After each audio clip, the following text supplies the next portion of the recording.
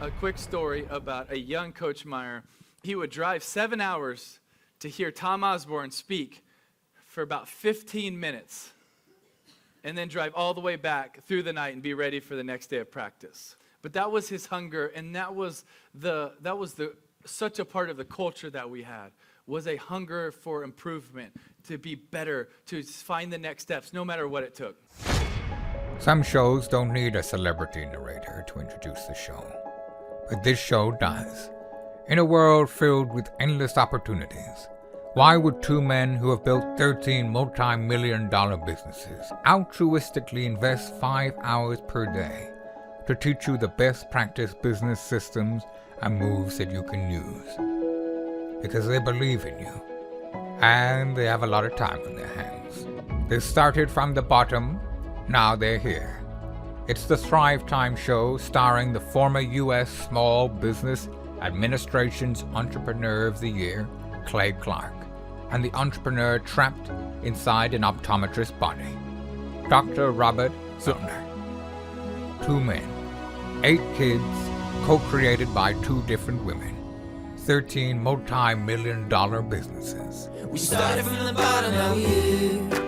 We started from the bottom, and we'll show you how to get here. Started from the bottom, now we're here. We started from the bottom, now we're here. Started from the bottom, and now we're at the top, teaching you the systems to get what we got. Colton Dixon's on the hooks, I break down the books. Z's bringing some wisdom and the good looks. As the father of 5, that's why I'm alive. So if you see my wife and kids, please tell them hi. It's the CNC up on your radio, and now 3, 2, 1, here we go. Yes, and yes, Dr. Z, it's always ecstasy when you're next to me. I love it when you say that. See, you're a guy who you teamed up with some guys to help rebrand a bank called Bank Regent. It's a Regent Bank, Bank Regent. You also are a guy who built the state's largest auto auction. You're also a guy who built one of the largest optometry clinics. What else have you built before we introduce our guest? What else have you built there, sir? Oh, sleep centers, DME companies, my horse ranch, my thoroughbred horses. I love breeding and racing thoroughbreds. So, just all that. My hands are a little bit of everything. In fact, I'm working on closing a couple of businesses right now. Now, your mother, I believe, told me you're her 4th or 5th favorite child. So you got that going for you. I got that going for me, which is nice. Now, we're going to introduce today's guest, who's also kind of a big deal. This gentleman here, he is the author of a book called Sales Carnivore. So if you're watching today's show and you're saying, I don't know what's going on, but I feel like things aren't going well because I'm unable to sell, today is the show you want to listen to. If you have a business, an organization, if you sell anything to other humans on the planet Earth, this is the show you want to listen to here. Without any further ado, Sam Taggart, welcome on to the Thrivetime Show. How are you, sir? Fantastic. Thanks for having me. Excited to be part of this. Like, what a fun privilege to be on, and appreciate everything that you do, Clay. Well, Sam, so I got to ask you a couple questions real quick. Where are you? The background, where are you? Are you on the base of a mountain? Are you at the peak of a mountain? Where are you? I am at the base. I live in Salt Lake City, Utah, which it's snowing right now. And I am on my backyard is the mountain. So, privileged to walk out my backyard and go backcountry ski and, all the fun things that Utah has to offer. So I got a question for you, then we'll go to Dr. Z with a follow-up question here. So my first question is, you've written this book about becoming a sales carnivore. What does it even mean to become a sales carnivore? Yeah, so it's this element of eat what you kill is the title of the book. And it's all about like today's element of sales. So many people are like, I'm a salesman. And I'm like, no, you're like a farmer. You're like, as long as they put a nice wrapped perfect lead and appointment on your calendar, you'll happen to then sell them. Where I think a lot of an order taker. Yeah, you're an order taker. You're somebody that, as long as marketing and branding and the phone rings, you will then sell. And in the olden days, when you think of like real salesmanship, is there was no internet. Like they had to go knock on doors. They had to go show up. They had to go belly to belly or phone call, cold call, and you would sell. And in today's atmosphere, I feel like the salesmen that they so call themselves salesmen is getting softer and softer and softer. And so we wrote this book to inspire sales cultures, companies to be more carnivores in the sense of they don't need to be lead babies, herbivores. They go eat what they kill.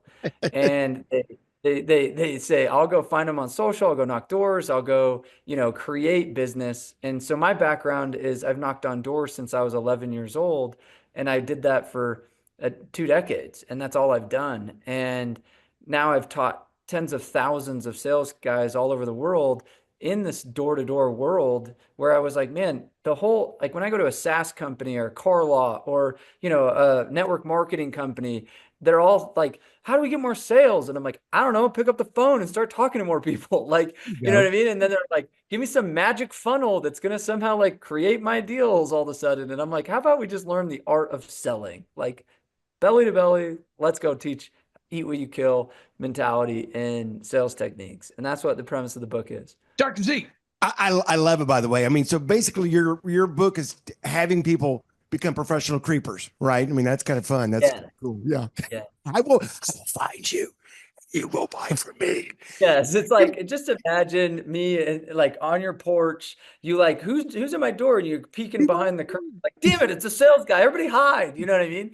But it's like at the end of the day, like it's funny that we make fun of the door-to-door guy, or we're like, oh, that's not even real. But I'm like, I bet you any business owner would love to have a sales team of ninjas that are commissioned 1099, only eat what they kill, and they would not be opposed to having a sales army that did that instead of putting these $70,000 salary bases and giving them leads, and then their overhead is X. And I'm like, no, that's what, like, all I come from is I never got a lead. And so it's just, how do we go create business out of nothing? Yeah, our listeners are listening right now, Sam, and they're going, what's this guy's background? Give us a little bit more. Give me a little bit more of you and how you got to being a carnivore that you are. Yeah, so luckily, I mean, I grew up in Utah, and Utah is known for, MLMs, Mormons, leveraging Mormons. You got door-to-door companies, all these return missionaries, BYU, and it's just kind of a top entrepreneur per capita state, and my dad was an entrepreneur growing up, and anytime I'd ask for something, he'd be like, you got 2 legs, go get it. And he just said, you want a car? You got 2 legs. And so I ended up painting addresses on the curbs all through high school. So I go door to door and I paint addresses on the curbs. I had 11 of my buddies working for me my junior and senior year. And then graduate high school and ship out to Dallas, Texas to go knock doors to sell alarms.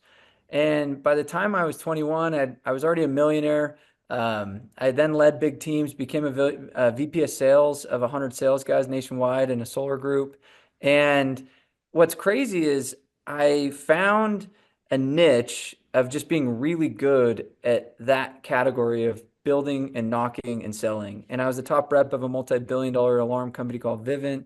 And for the last 8 years, I've actually trained sales companies and sales individuals on how to go be more carnivores. And so we've built recruiting systems, leadership tracks on sales leadership, and really just some sales tools and strategies on how do we go activate, how do we go help, mainly in the window, roofing, pest, alarm, permanent lighting to HVAC, like all these different home service companies. And that's what we've done for a long time. Now, your book is published by Penguin Random House. Again, can you hold up the book one more time for people that want to see this book? Yeah, right here. There you go. Eat what you kill. Okay, so I want to ask you for 5 mega moves. I know in your book, you're probably going to teach 50 mega moves or 50 great applicable moves, but our listeners, they're listening right now. Oh, yeah. And they're saying, should I focus on the road or should I take notes? That's what's happening right now. Right. Pull over. Just pull over and take notes. They're in the shoulder. So what are a couple moves you teach in your book that everybody out there who owns a business could apply right now? Yeah, so the first one is, we're going to call this death by business cards. And the power move here is, so many people, like I'm helping with the private equity deal right now, and they're all talking about their logos and the name and the website, and it's going to look like this, and then we should have this vision. And I'm like, bro, how about we just like get the deal done, go sell our first 100 jobs, and then worry about some of that other, like what our shirts are going to look like. And I watch so many business owners have this, like, everything needs to be perfect before I get my first sale.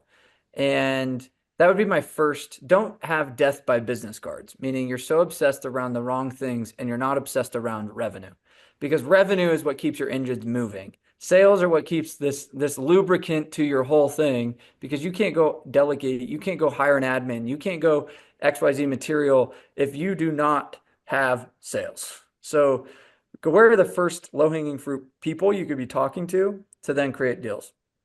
The second thing I'm going to talk about is just the mindset of a carnivore, 1099 versus W2.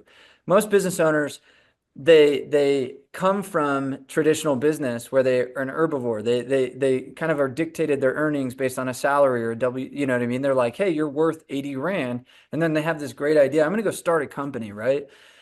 But the problem is they carried with them a W-2 mindset versus a 1099 mindset. They carried with them this like dependency, and they never got trained. So it's kind of this, is it nature versus nurture? And most 98% of people grew up not in an entrepreneurial family. They grew up kind of in this safety, scarcity, I got to keep my job. But as an entrepreneur, you're like, no, you're a straight savage. You're the carnivore. You're the one that goes and has to hunt something, eat it, kill it, and then everybody else gets to eat crabs. You know what I mean? So that would be like power move number 2 is like, can you shift your mentality of carnivore?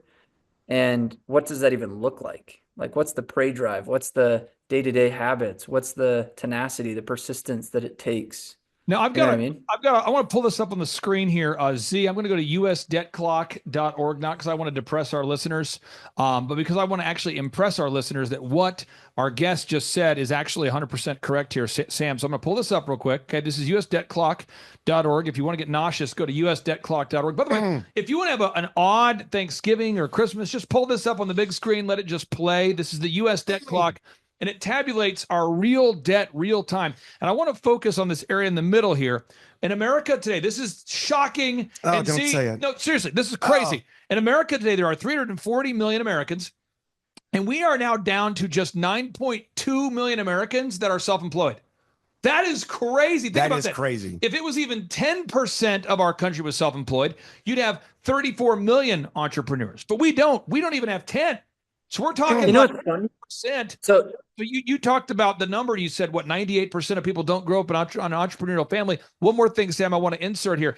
Inc. Magazine says, in the event that you do start a business, according to Inc. Magazine, without training like what Sam presents, 96% of businesses fail, which means, because I'm good at math, you have a 1 out of 1,000 chance of being successful as an entrepreneur if you do not implement these super moves. I'm going to take a deep breath. Sam, back to you. I love that. And here's the reality. And it's simply because they, okay, let's just go nature. Let's go back to this eat what you kill. And it's kind of like, what out of how many, mountain lions are born and survive, and how many, you know what I mean? Or how many in the jungle? Like, the carnivore is a scarcity. It's like you see a lot of like, things running around like little meerkats or whatever, you know what I mean? But it's like, you don't see a lot of jaguars. There's very few, you know what I mean? The percentile of jaguar versus dung beetle or ant, it's like, there's a lot of worker ants, right? Like in the jungle, like, but there's not a lot of jaguars, or there's not a lot of lions, right? And you've got to ask yourself, like, am I an entrepreneur, am I just meant to be a W-2 right now? But I think God built us to be free. We built us to be creators. He built us to be in this element of think for ourselves. And it doesn't matter if you're intrapreneur or entrepreneur, but it's this concept of like freedom created comes from this confidence that I can eat what I kill. Despite the economy, despite the layout of my competition, despite, the obstacles thrown at me, I survive. And that's the survival of the fittest, that 1% that you just said. And so it's like, I think a lot of people don't approach this with this like persistent and tenacity they need to. And so that leads me to the third point, where carnivores run in packs, and where you find out this tribe and this community. And I think the problem is you have these naysayers of sales types of you get into sales and people are like, oh, why do you get a sales job? Like, why don't you get something stable? Why don't you get a real job? Why don't you, and I was told my whole life, door-to-door sales is not a real job.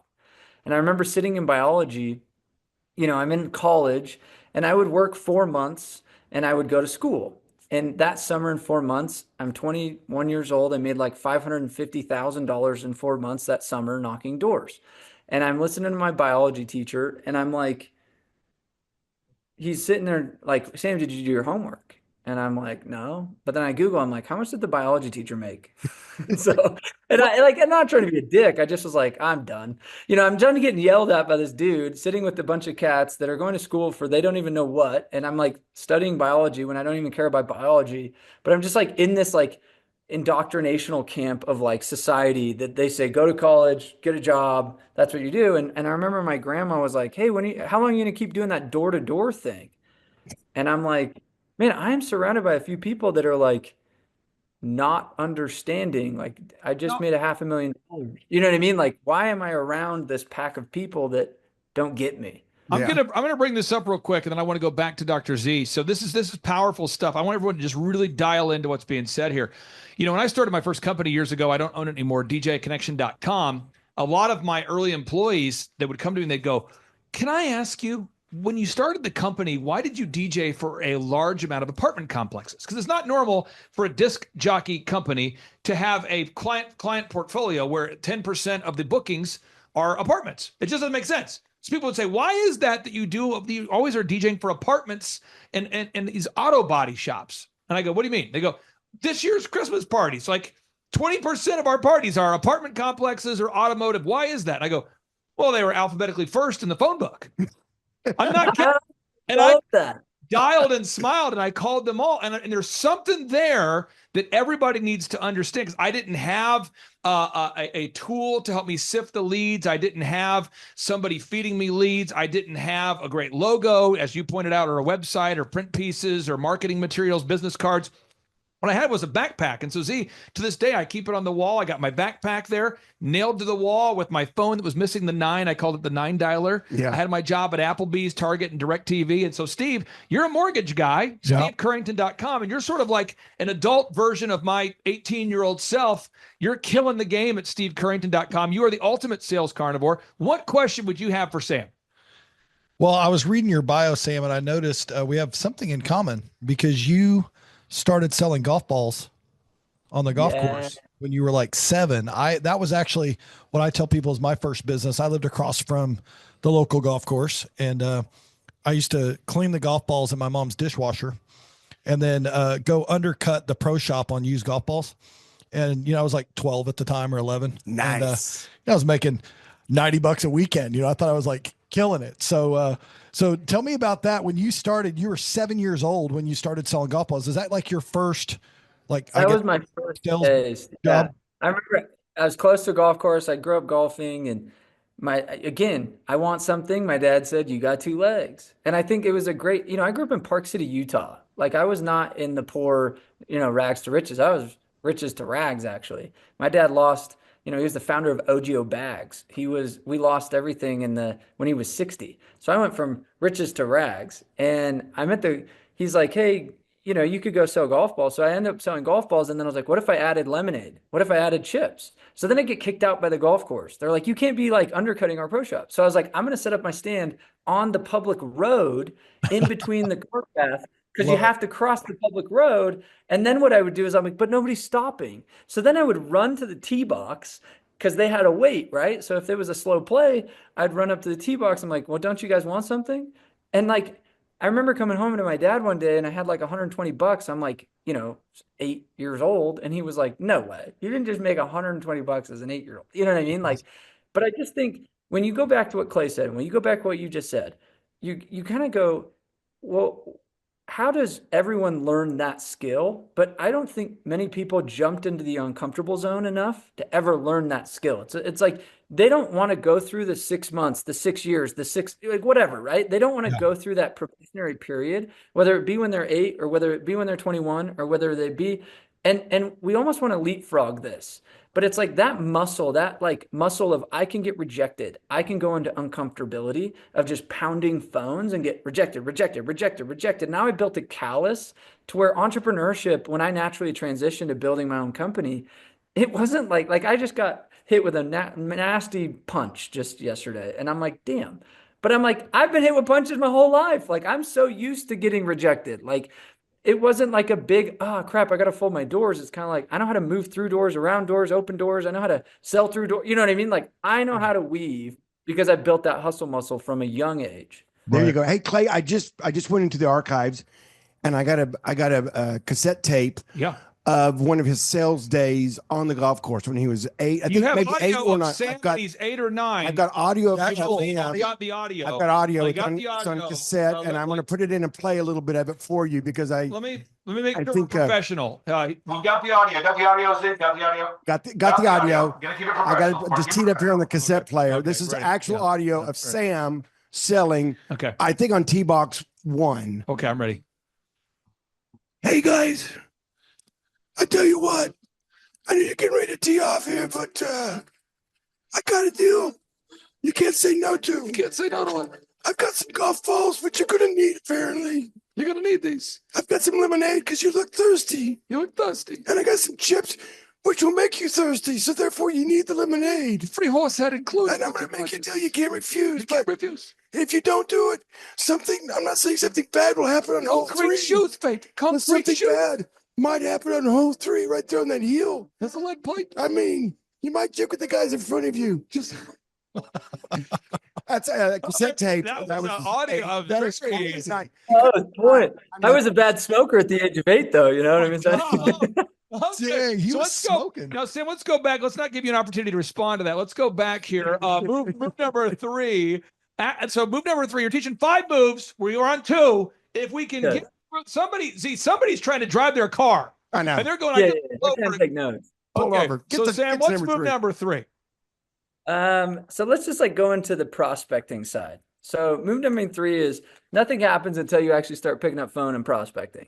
And I think this is where so many people overcomplicate. And I'm going to go back to what Clay said. He's like, why I was at automotives and apartment complexes is because he's just like, I didn't have like some data sifting and try to be like, okay, what was the income category? And then, okay, did they click on my thing 3 times or 4 times? And like, now should I call them? Like, it's dinner, but like, it's maybe in the springtime, they're more apt to have their party. So I'll wait. You know what I mean? Like, let's think about this prospecting.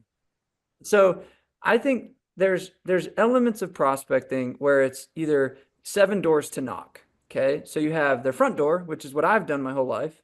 Cause now I'm like, you can't like unclick. You can't be like hang up, or you can't be like skip my Facebook ad. You can't be like comb over my mailer. You know what I mean? It's like, I'm right here. You got to either like me or not like me. Number 2 door would be their ringless voicemail. Number 3 would be an email. Number 4 would be you phone call them. Number 5 would be a text message. Number 6 would be a direct mail. And number 7 would be a Facebook ad on their social media, right? Like you know how to take their data and target directly. So if you look at like, okay, what are the 7 doors I could knock? And then categorize them of just saying, okay, if I'm not getting in front of enough people, because I get paid to talk to people that convert. I don't get paid when I'm not talking to people. And I think the biggest problem in businesses is they don't have enough potential prospects on any given day to talk to. They're sitting like, ring phone, lead, come in, come on. And if they spend all their time waiting, then they're just going to get smashed on their competitor and probably not fund their business.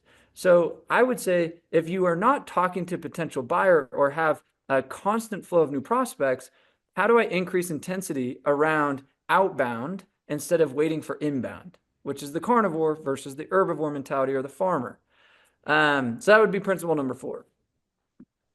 Now, Z, I have a video clip real quick. I hate to do this. I have video, I believe, of this system in action, Z. It takes me a moment to pull it up. So as I'm getting this clip ready, Z, I'd like for you to pontificate about this briefly, because you built from scratch a very successful auto auction and then sold it, and then came back years later, did it again. Yep. You bought a bank at the time where the economy was completely falling apart. You timed it perfectly. Yeah. And then you guys turned it around. You really did turn it around, make it successful, make it viable. Bank Regent, it exists today, Regent Bank in Oklahoma. So there's somebody out there, though, today in a bank, in a dentistry, in an optometry business, and in a law firm, and they just will not pick up the phone. And they keep doing all the things he said not to do. They're running geo-fencing ads, but they don't want to run them on Tuesday because people are less likely to pick it up. They're making phone calls, but they don't want to call on a Wednesday because Wednesday's hump day. Hump day. For a lot of people, they want to call on Friday, but they've heard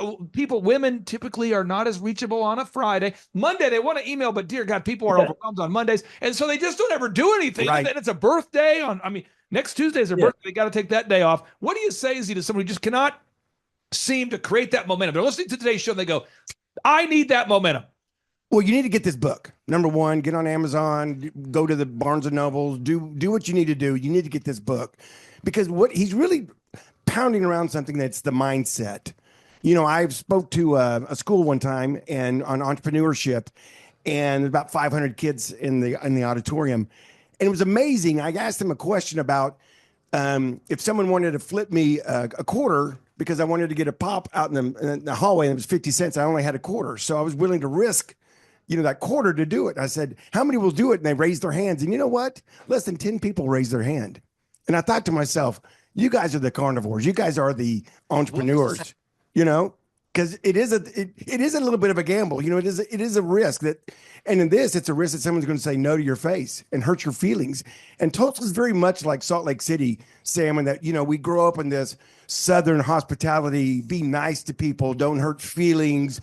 Last thing you want to do is rub somebody the wrong way. Oh my goodness, I don't want to offend anybody. And now, everybody's getting up in the morning saying, last thing I want to do is ever offend anybody, and I think you really have to get away from yourself and your own mindset, because there's not a lot of Jaguars. There's not a lot of Lions out there. And for you to sit there one day and say, I want to be one, first say I want to be one. This is someone watching today's show, you're going to get really irritated. But Z, probably 40% of our audience, they're going to lose their mind when I make the statement here. Okay, here we go. But years ago, I read this book called Rich Dad, Poor Dad. Okay, right here. Robert Kiyosaki read this book, Rich Dad, Poor Dad. There we go. And I thought to myself, I'm poor, I should read that. So I did. And I've asked Robert Kiyosaki through different contacts to speak at our events for years. This has been on my bucket list for years. I've been reaching out to the Trump organization to get those guys to come to our conferences. So I've been trying to. There's certain people that are on that. Tim Tebow on the list. On the list. And I list these people relentlessly. And then just recently, so this month, we've got Robert Kiyosaki and Eric Trump speaking at our in-person conference in Tulsa. But that was 20 years of rejection. So you can look at that from the outside and say, oh, man, you guys are so lucky. No. I get I get so much rejection, Z. I mean, he mentioned that callous. Yeah. That's the kind of thing. Let me play this. This is a video clip. I believe this is video of Sam's team in Utah implementing their marketing strategies called Nothing Happens Until you actually start picking up the phone. This is footage. I believe this is the right clip here, Z. Let me hit play. Okay. Wolf is the site that I'm launching to be the last word in social networking. For just $12.99 a month, Wolf links up all your communication portals so you are always with This is my favorite. Part of the dog pack, as I call it. But look, why tell you when I can show you? I just sent myself a woof.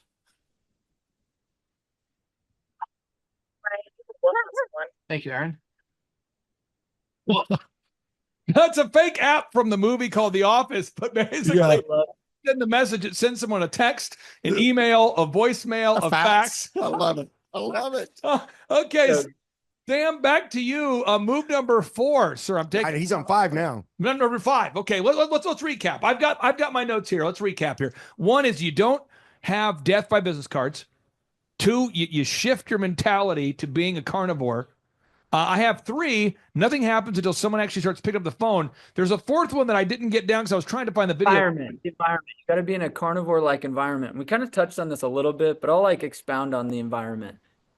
It's so important to go find your pack, your wolf pack, your tribe, your people that actually think like carnivores too. Because if you're surrounded by a bunch of herbivores, you can utilize those people as working for you, and they're going to be great assets. But how do you go find other people that are thinking like you, acting like you, and that you can emulate, you know what I mean? So it's whether you're listening to this podcast, here's kind of an environment of entrepreneurs, right? But are you showing up to business conferences? Are you going to their event coming up? Are you putting yourself out there where you're man, I'm uncomfortable because I feel like the little dog in the room, but at least I have a process, a path, mentors, people in my way that I can help emulate, because I probably don't come from a very carnivorous world. Does that make sense? So it's being intentional with that environment. Now, and Sam, then move number. Sam, I'm so sorry to do this. I have to do this. Z, there's a lot of people that they think about buying a book. Z, yeah, our listeners don't do that, but they say I might buy the book, but I'll do that when I get home. And I have found that our listeners, they're people that value their personal comfort. And they don't want to be high pressured into buying something they don't need. Z, they want to be very high pressured into buying things they don't need. Very high pressured. So I just tell everybody right now, if you're watching today's show and you don't hate yourself, now if you do hate yourself, it's fine. I'm not gonna use passive aggressive sales moves. Yeah, I'm not gonna hop on this show and say you're a radical nut job if you don't buy this book. See, I wouldn't do that. No. I wouldn't. I do that a lot. I'm not going to insult our listeners. Yeah. I'm just saying, if you're watching today's show, I'm putting a link on the show notes where you can go to buy the book. And Steve, we would never say that you're a radical whack job if you don't buy the book. We wouldn't, but We I actually would- just bought it on Audible so that doesn't happen. Okay, good deal. Because I would never even I wouldn't even hint around that idea. Also, for anybody, if they do buy the book, you buy a copy of the book, and you want to go ahead and send me a text to my cell phone number. Then see, this is a number I keep private between you and me and everybody. Yeah, I don't give it out. I mean, I don't give it out to anybody except for our listeners and their friends. So you'll just text me on my cell phone number. So what you do is you buy the book and you text me a screenshot of the book, okay? And then to go ahead and do it now, Steve, text me a screenshot of the book. Sending it right now. And that way I can verify you bought it. And then you are entered in for a chance to win a backstage pass to our final tickets we have here for the upcoming business conference. So That's fun. Is that the one that Robert Kiyosaki is going to be at? it is. Robert Kiyosaki, Eric Trump will be there. You got Tom Wheelwright, a very successful financial advisor. You got the author of The Carnivore Diet. He'll be here. The guy who, Sean Baker, Dr. Sean Baker. Yeah. Think about that. You could buy the Carnivore Sales book and then meet the Carnivore Diet. I'm going to throw the lot of book. carnivore. I'm going to throw the book Right at there. him. Steve, did you text it to me? Oh, I already sent it Let me because pull I'm it up real quick here. I'm going to make a sure. baller. This is beautiful. This And is this just beautiful. And we're not the It's kind like of a guys big with. steak. It's like a medium rare steak, mahogany. Some shows they're like, I'm going to have a shameless plug. We don't do that here. We don't do No. that. That's all we're No, gonna. and it's funny, Clay. Let me help you on this. So Sure. the last thing I was going to share is my Power Move 5 was the pitch framework. So why don't we use the book as I'll give an example of the pitch, and we could role play this out. Like we could just say, hey, you're the listener, or if I were to knock your door or knock you in a podcast or whatever, and I'll pitch you this book, how do you framework that pitch? So whether you're selling meat or you're selling a diet plan or you're selling, I don't know, whatever you're selling, you've got a pitch framework. And I've broken this down because I actually did a practice where I went door to door a few times, and I was going to start a show called Will It Sell? Never really launched, but it was hilarious, the outcomes. So I went knocking doors and I sold bounce houses door to door, spy glasses door to door. I just picked like random things I found on the internet. And I was like, I wonder if I use the same pitch framework and it would work. Well, lo and behold, after 4 doors, the dude's like, yeah, I actually need a bounce house. I'm like on Google Images. I'm like, well, do you like this blue one? Or you know what I mean? He's like, yeah, that one. I'm like, okay, I really don't have a bounce house. Like, I was just like, dang it. So I know it worked. You could have made some money today.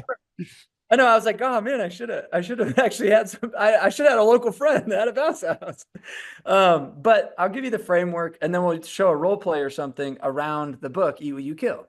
So the first one is there's 5 steps if you want to write it down. Ooh, And this is step good. 2 actually, it has and if you're driving, write this down and get in a car.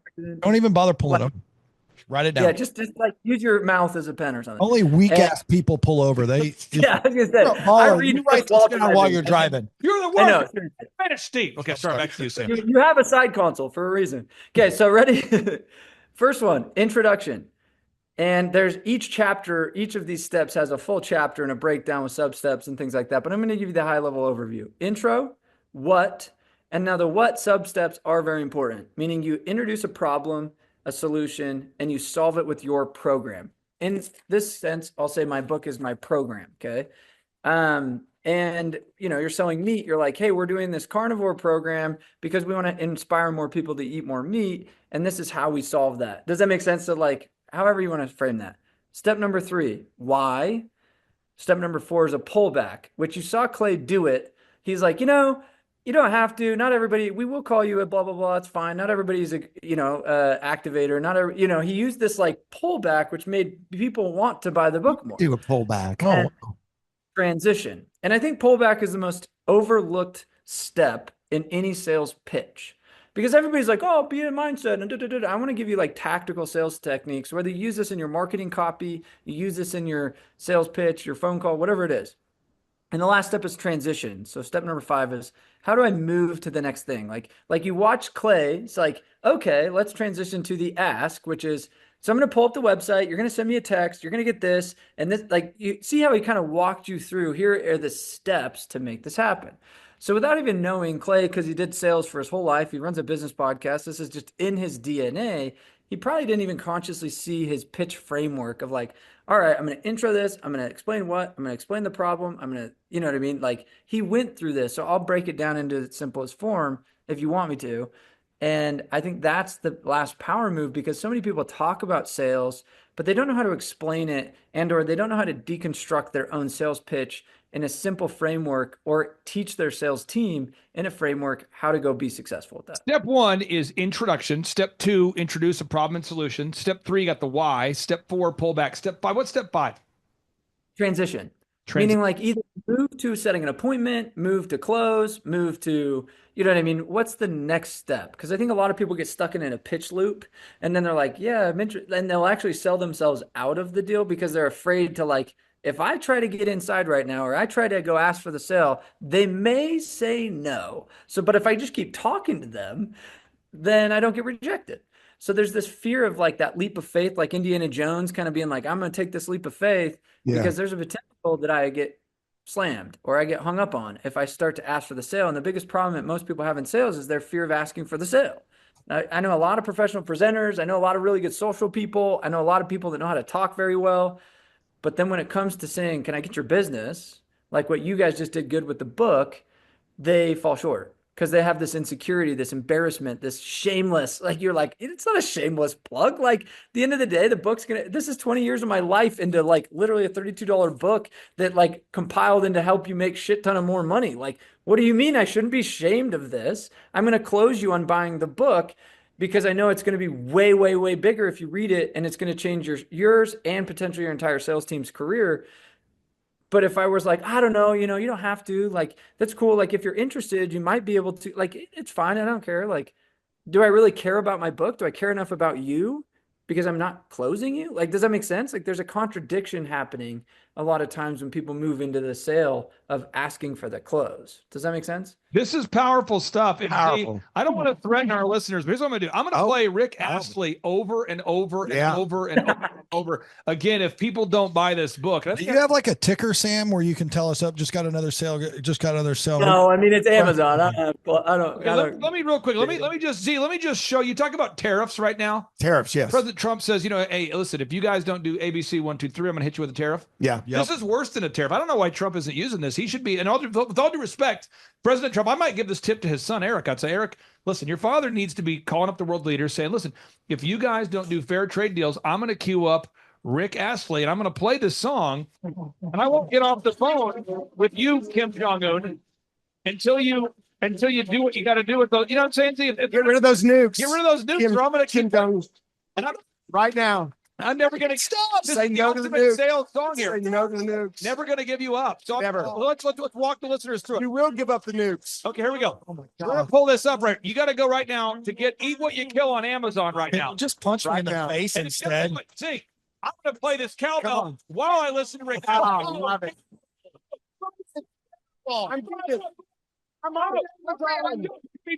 I'm buying another copy. Get another copy. Jesus. Come on. Oh, cowbell got me. It could happen. Oh, you got me. Wow. And he's teaching ethical sales. I'm moving into a kind of a darker form. That's like secret I move love it. 6. Secret move 6. It's threatening you. Threat to never leave their doorstep unless they buy. Okay, so Sam, let's role play this real quick here because I'm ready to go. Can you sell me on a thing? I'm ready. I got my 5 steps. I got it written down. You pick the thing. We don't even have to do the book anymore. I got Like, the thing. if you haven't bought the book by now, you're probably like, you're in that 99% that won't make it. You know what I mean? Let's just call them out. Yeah, you suck anyway.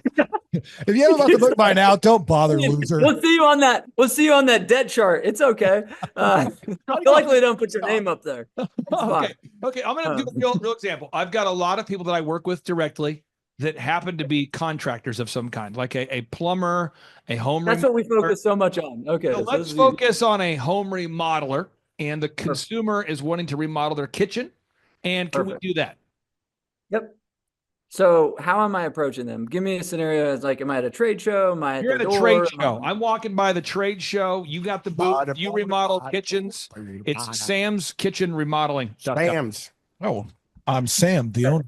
Okay, here we go. Let's get in the flow. Here we go. And are you Clay or are you? I'm Clay. I'm Clay. Are you? Okay. Are you really? Yeah, that's what I was like. You could be like some hot mom, or you could be old Oh, lady. dude, be a hot mom. No, play. Come on, Role Mike. play. It's an easier sell. That's an easier Call sell, her Clay. Vanessa. Call her Vanessa. Yes, Vanessa. Okay, so I'm ready. Are you Vanessa or Clay? Clay. He's Vanessa. Okay. Me and Z are like root Vanessa. Okay. All right. So we got Clay. Hey, Clay, real quick. You own a home, right? Yeah, I do. Yeah. Yeah, cool. I know you've probably been talking to a ton of people in this like conference. What was the main reason you came? I'm just curious. My wife and I were just looking for kind of a fun Saturday to look for some ideas to kind of freshen up the house. Wow, my ideal of a fun Saturday is more like skiing, mountain biking. I mean, your ideal of fun Saturday. So what do you want to freshen up? We just have a lot of guests that come by our house often, and so we want to make it a great place for entertaining.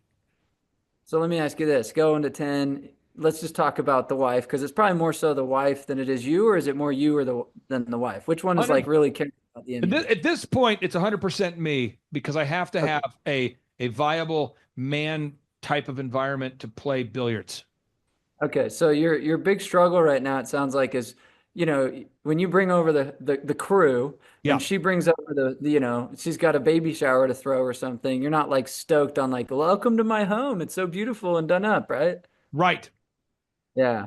And honestly, like there's a lot of booths out here and there's a lot of people you could probably talk to, but I think you came to the right spot. Like we actually have a whole customized plan. Come here real quick. Let me show you. Okay, let's pause for a second. Okay. So what have I done? Let's unpack this for a second and then help the listeners kind of understand where we're at in these 5 steps. What would you say, Z? You be the coach. Where am I at? Well, you introduced yourself. You made contact. That kind of an introduced problem. You then figured out the problem, why he's there, the why. You did the why, and now you're getting ready to do the what. So I've got to go into the what now, right? Like gotta go to what, and then we get to do my favorite part, the pullback, which I'm excited. Yes. I'm excited. I just want to see Clay's face when you crush him about. You build up this beautiful billiards room, and then you take it back from him. I can hardly wait. Yeah. So watch this. So we've kind of said, okay, I've hooked him. The reason being, I can't go into the rest of my pitch until he's at least engaging in conversation. Does that make sense? Like, right. I don't want to just spew, show up and throw up, and then hope he like doesn't interrupt me. You know what I mean? I want to have a real conversation as part of this. So we'll go into the what. Ready? Game on. So what we do is really simple. We actually do more of a home remodel where we customize plans, mainly in the kitchens and stuff like that, where we actually help customize a gorgeous, gorgeous kitchen for those that are looking to kind of up level the image of their home, the home property value, and really just make it a seamless process to where they don't have to go worry about subs and, pricing and all that stuff. We've actually got a really cool show special so now I'm going to go why. So why we're here today is we're actually more of let's say I'm a startup. So I'm a startup company where we want to get about 5 or 6 model homes that we give them a super steep discount. And then what happens is as long as with your permission, we take a few photos and we post that on our social and stuff like that. And that way it ends up giving us more press and we have some references. And then that way we can get future business through word of mouth. You know how word of mouth works, right? Yeah. When you get something you're happy with, your friends come over for the pool party, your wife's hosting a birthday party, and they're like, wow, who did your new remodel? You're probably, if we did a good job at a fair price, you'd refer them to me, right? Absolutely. Okay, so for these homes that we want to really customize this week at this trade show, and we're kind of selective on who we use, just because at the end of the day, like, there's a million people running by this conference and stuff like that, but like, we want to get people that really care about the value of their home, really want to make it like an artistic, beautiful, well done project for really affordable. So not everybody coming by here is like, yeah, let's do this project. But if you did fit that, what we do is we take down your information, we set up a time where we come over to your house and we actually give you a free design. And what we do is we take photos, we 3D image this out, and we show you what it would look like. Because I'll be honest, like you're concerned about the billiard room, and we can get there. That would be phase 2. But don't you think happy wife, happy life? She'd probably appreciate a little bit of her project. It sounded like she was more interested in the kitchen. And we were able to do the billiard room because of our pricing. We could probably knock 2 birds out with 1 stone for the same price that most people would charge you the kitchen. Would that be like a win-win where she wins, you win, and we can knock everything out all at once? You're a sick and honest man. Yeah.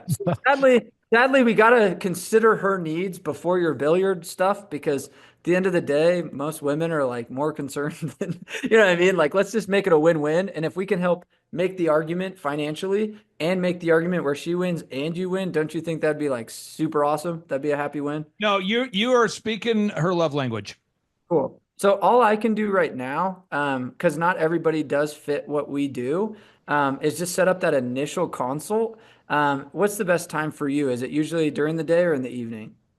During the day.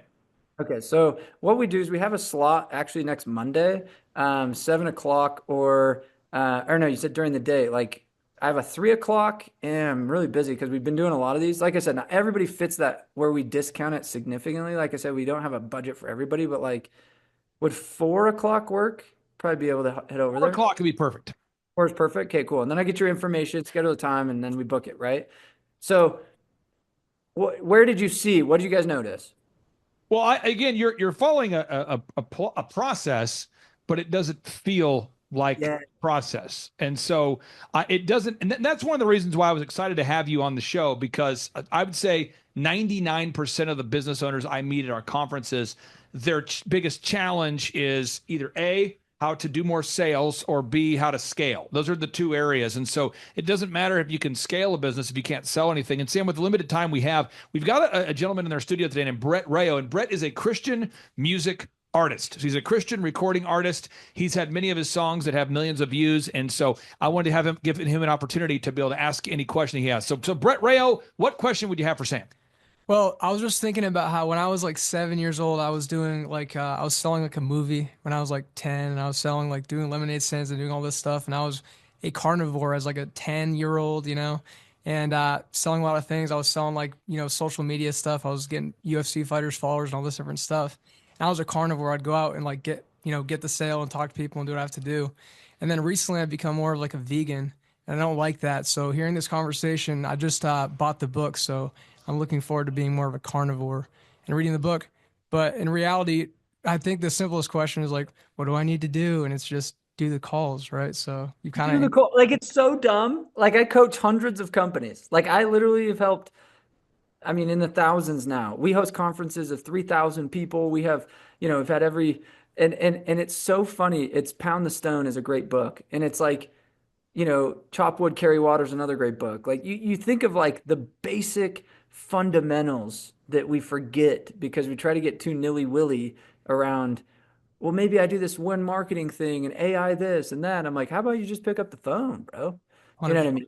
And you go back to the roots of what got you there. And I'm speaking to every business owner right now, is if you think of the plumber and you think of the roofer, you think of that guy, how he probably started his business was him at the trade show, him knocking doors, him sitting there just like talking to as many people, hungry hippos, as he can. And now he's got a referral base and he's got incoming leads and he's got a brand. But then the new guy that comes in, he's like, do what I do. No, he's like, do what I did. What you don't see is 3 years ago, 5 years ago, I was banging the streets. But it's like monkey see, monkey do. And we wonder why our sales guys are so entitled and, passive, is because they're monkey see, monkey do. And that leader of the company or the 10-year-old version of you is not banging the streets like he used to.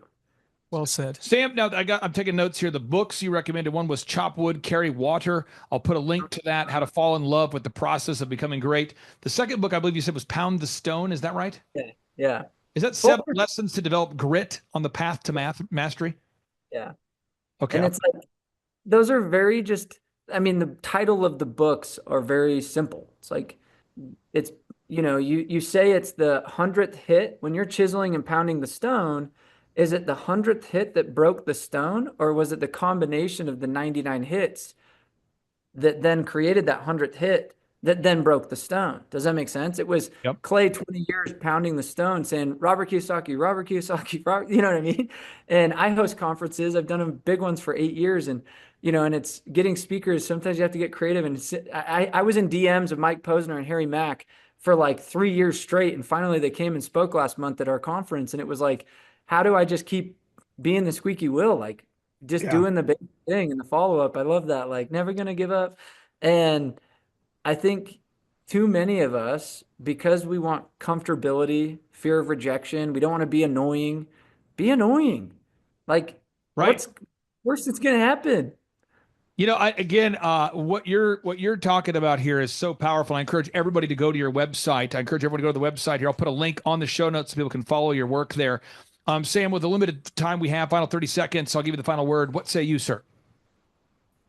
I think for any owner, obviously reach out, like here to help at thesamtaggart.com or at thesamtaggart on Instagram. And I want to be a support. Like, guys, I, as an entrepreneur, have multiple businesses and I still struggle at like that you wake up in the morning, you don't feel like it, or you have sales guys and you're just like, how do I get these like idiots to go do the thing? You know what I mean? And I'm all about systems create the culture, and I found that the top of the culture really starts with the leader.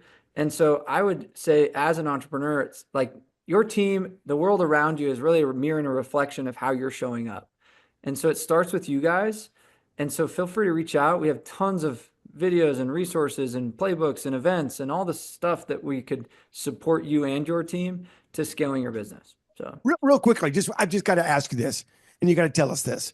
You've been knocking on doors for a long time. You got to tell me your worst scenario, the worst thing that happened knocking on the door. I got to hear it, and then we got to wrap it. Oh yeah, so many of those. I mean, well, this one's a funny one, which kind of could be really bad. So I'm 18 years old in Dallas, Texas, and I knock on this dude's door. I'm in the South, and it's like 6'9" black dude. He opens the door, and you think he's gonna sound like Shaquille O'Neal or something, but he's like, "Oh hey," and I'm just like, "What the?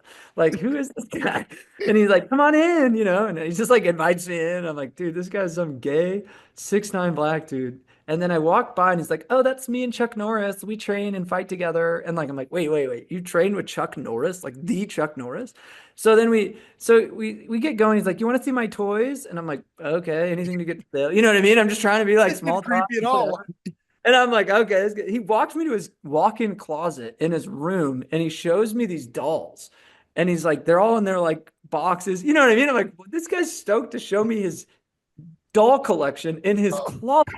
So I'm stuck in closet and he's in the doorway, dude. And I'm like, oh shoot, this is where it ends. Don't turn your back on him. Wow. Okay. Wow. Okay. I'm like, dude ends with, yeah. And I'm like, okay, this guy trains with Chuck Norris. He's 6'9". I'm in his closet. How did I get here? You know what I mean? I'm like, this is where it ends. And I like kind of sidestep my way out of here. And I'm just like, okay, like, What and we I trying like to sell? And then he failed credit. So I was like I was like, dang it, I almost sold him. And then he failed credit and then he invited me to Joe's Crab Shack and I didn't end up going because I was like, this is just getting weird. And anyway, that was a wild one. Okay. Wow. Okay. Now, again, I encourage everyone to check out your website. Thank you so much for carving out time for us. Sam. We're joined by a real thriver. He could be, you might say, this guy looks like a hologram. He looks like an idealized hologram. This guy could be a male model, but no, he is an actual entrepreneur, a real client, a wonderful man. We've had the opportunity to meet in person during multiple in-person workshops. He comes from the great state of Iowa. Josiah Ragsdale, welcome on to the Thrivetime Show. How are you, sir? I'm doing great. So I got to ask you, how did you originally come in contact with us there, sir? Actually through Spotify. Yep. Through Spotify. Okay. Do you remember what you were doing on Spotify? Were you looking for business shows, or was it recommended, or how did you find the Thrivetime Show? I think I was looking for business shows because so at the time I was actually in school to build like custom cars, and then I was working on a dragster, and so like I was looking for some more.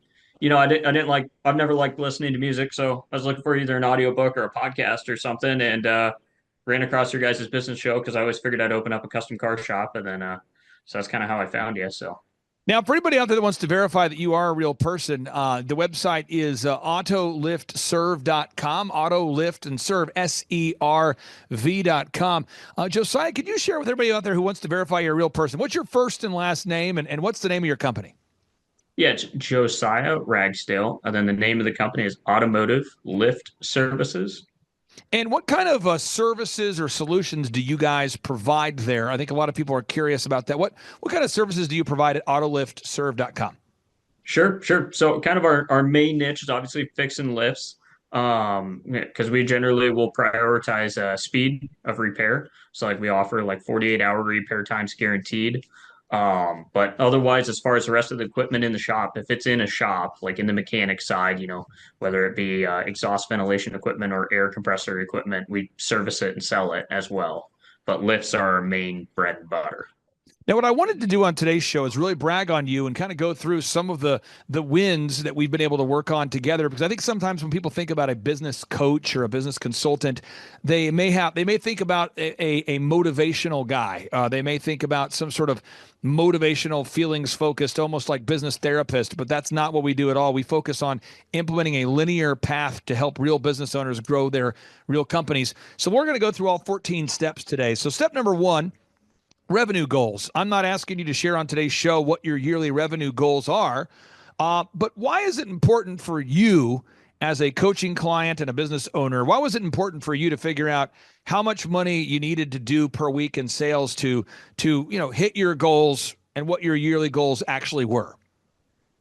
Yeah. So I mean, without knowing our yearly goal, there's no way to break down into what you need to hit per week. Because like that's a really important thing that we start with every single Monday morning, just between the my service manager here and myself is like figuring out, okay, this is how much cash we need to break even for this week, and this is how much cash we need to break even or should need to break even next week, and then this is what we need to make a profit.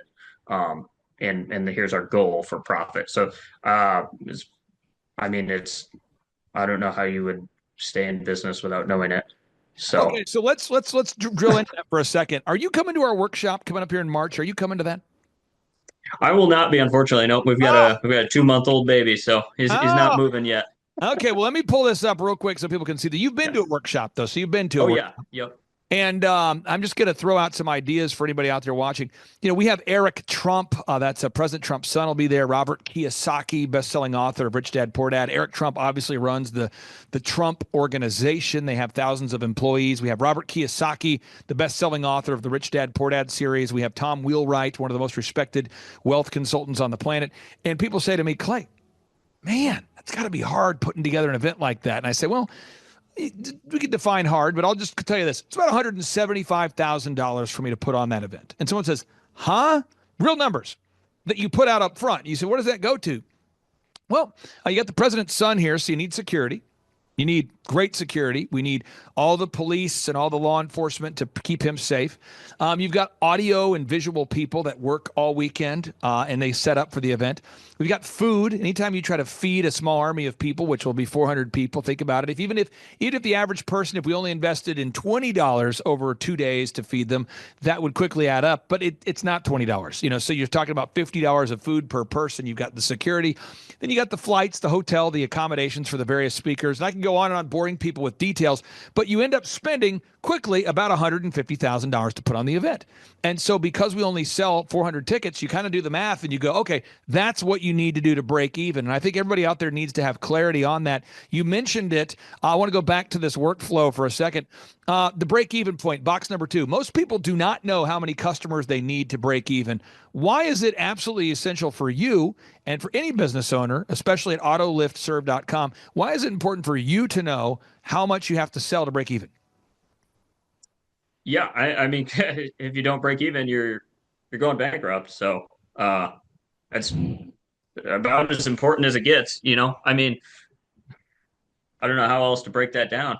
Well, I think a lot of business owners, though, don't ever think about these things at all. I mean, I would say 99% of the wonderful doctors and dentists and lawyers and clients and automotive repair shops I've worked with, I mean, of all the clients in our portfolio, I would say 99% of them don't know their break-even point before they start coaching. And I think that's so important for everybody out there to really dial into that idea. Now, the third step is you got to know how many hours per week you're willing to work. Now, you have a baby on the way. Is this baby number 1 or baby number 407? How many kids do you have? This baby number 1.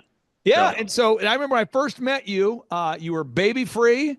Yep. You might have even been girlfriend free. I think you came to the conference with a friend, and I think one of the work vans stopped working, and you guys helped us fix the van or got it working.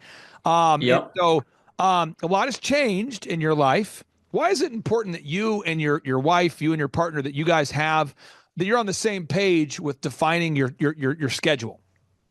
Oh, definitely, that's huge because I mean. If like we want to be happily married and have a good home for our future kids and whatnot because we want to have more kids too. But I mean, if I was just like always working, we probably wouldn't be married for very long. So like my curfew moved up from like 6:30 p.m. and being able to start as early as I wanted to like now I quit at 5 And then I don't get to work all day and all night on Saturdays anymore. So my Saturdays start earlier, and we've kind of changed when his bedtime is to kind of make it match too. But This I mean that's really important. So is real if stuff. you get divorced, you lose 50% of what you built. So too. All right, now box number 4, defining your unique value proposition. What is it that makes your company unique? So that's one thing we do with every client. We help you achieve that. But let's talk about autoliftserve.com. What do you guys do differently, autoliftserve.com, from your competition? What do you do to makes you unique in the world of business?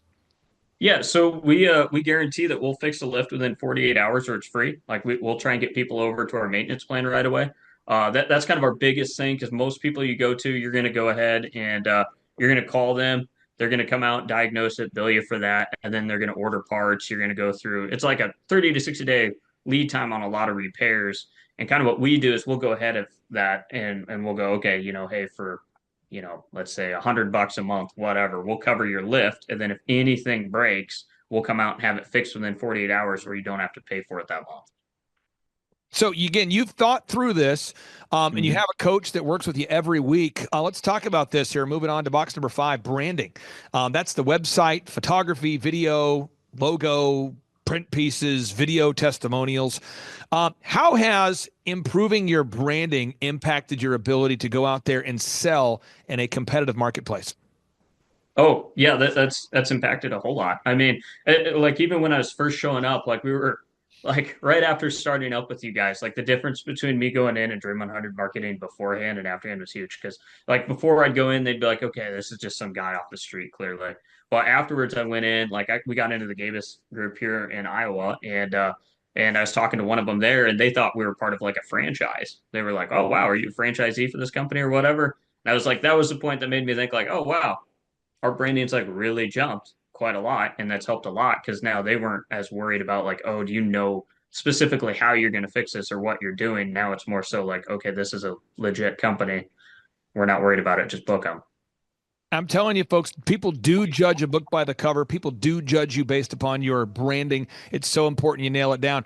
Box number 6, the 3-legged marketing stool. There's got to be a way that every business owner out there that you can stably, consistently, methodically market to your ideal and likely buyers. There's got to be a sustainable, proven way for you to market to your ideal and likely buyers. Can you talk about the impact that it's had having someone like Andrew, one of our coaches, working with you to make sure that you're diligently implementing a 3-legged marketing stool?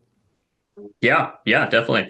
I mean, just having some accountability because one of ours is Dream 100 marketing, so that's pretty big where we like physically show up and keep dropping off donuts until they cry, die, or buy. But so that one's big. That's more so just the accountability of making sure we're doing it.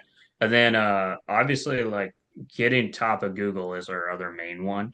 And then we're kind of we run a lot of retargeting ads, stuff like that. We're cranking that up. So like those are 2 boxes that I really know nothing about. And so Andrew kind of takes everything from there. Like we have Lucky Orange on the website. Him and I go through it on our coach calls every week, and we kind of scroll through and see if there's stuff that could have people hanging up on or getting caught on and whatnot. But that's pretty much. I mean, he's pretty much taking on all that. Like we write some content too. You guys write a ton of content. But yeah, that'd be huge. I would have no idea what the heck to do with that without you guys. So if you didn't have a team helping you get to the top of the Google search results, A, could you do it? And then B, what kind of impact has it made on your business being top in the Google search results? Sure. Yeah. Could I do it? I probably could. It'd be horrible though. It'd take me way longer, and cost a lot more money because I would have screwed it up royally many times. The impact is huge because obviously people find us on Google. We've got like several of our largest customers have came from a simple Google search, and they're like people that we've been trying to Dream 100 market to before that for years, and they basically didn't know who we are. And then one of these days, somebody's just Googling at their company and finds us, and they book us. In that's so much easier too when they find us on Google and they call us to book it. Like it's light years easier because now it's like they're looking for us. It's not we're cold calling them and trying to get them to buy something. So it's more so like order taking at that point instead of having to sell. So I mean, it's a huge impact. Now, next area here, and again, this is all people always say to me, they always say, Josiah, people will say to me, they'll say, Clay, what is the most important thing I need to do to grow my company?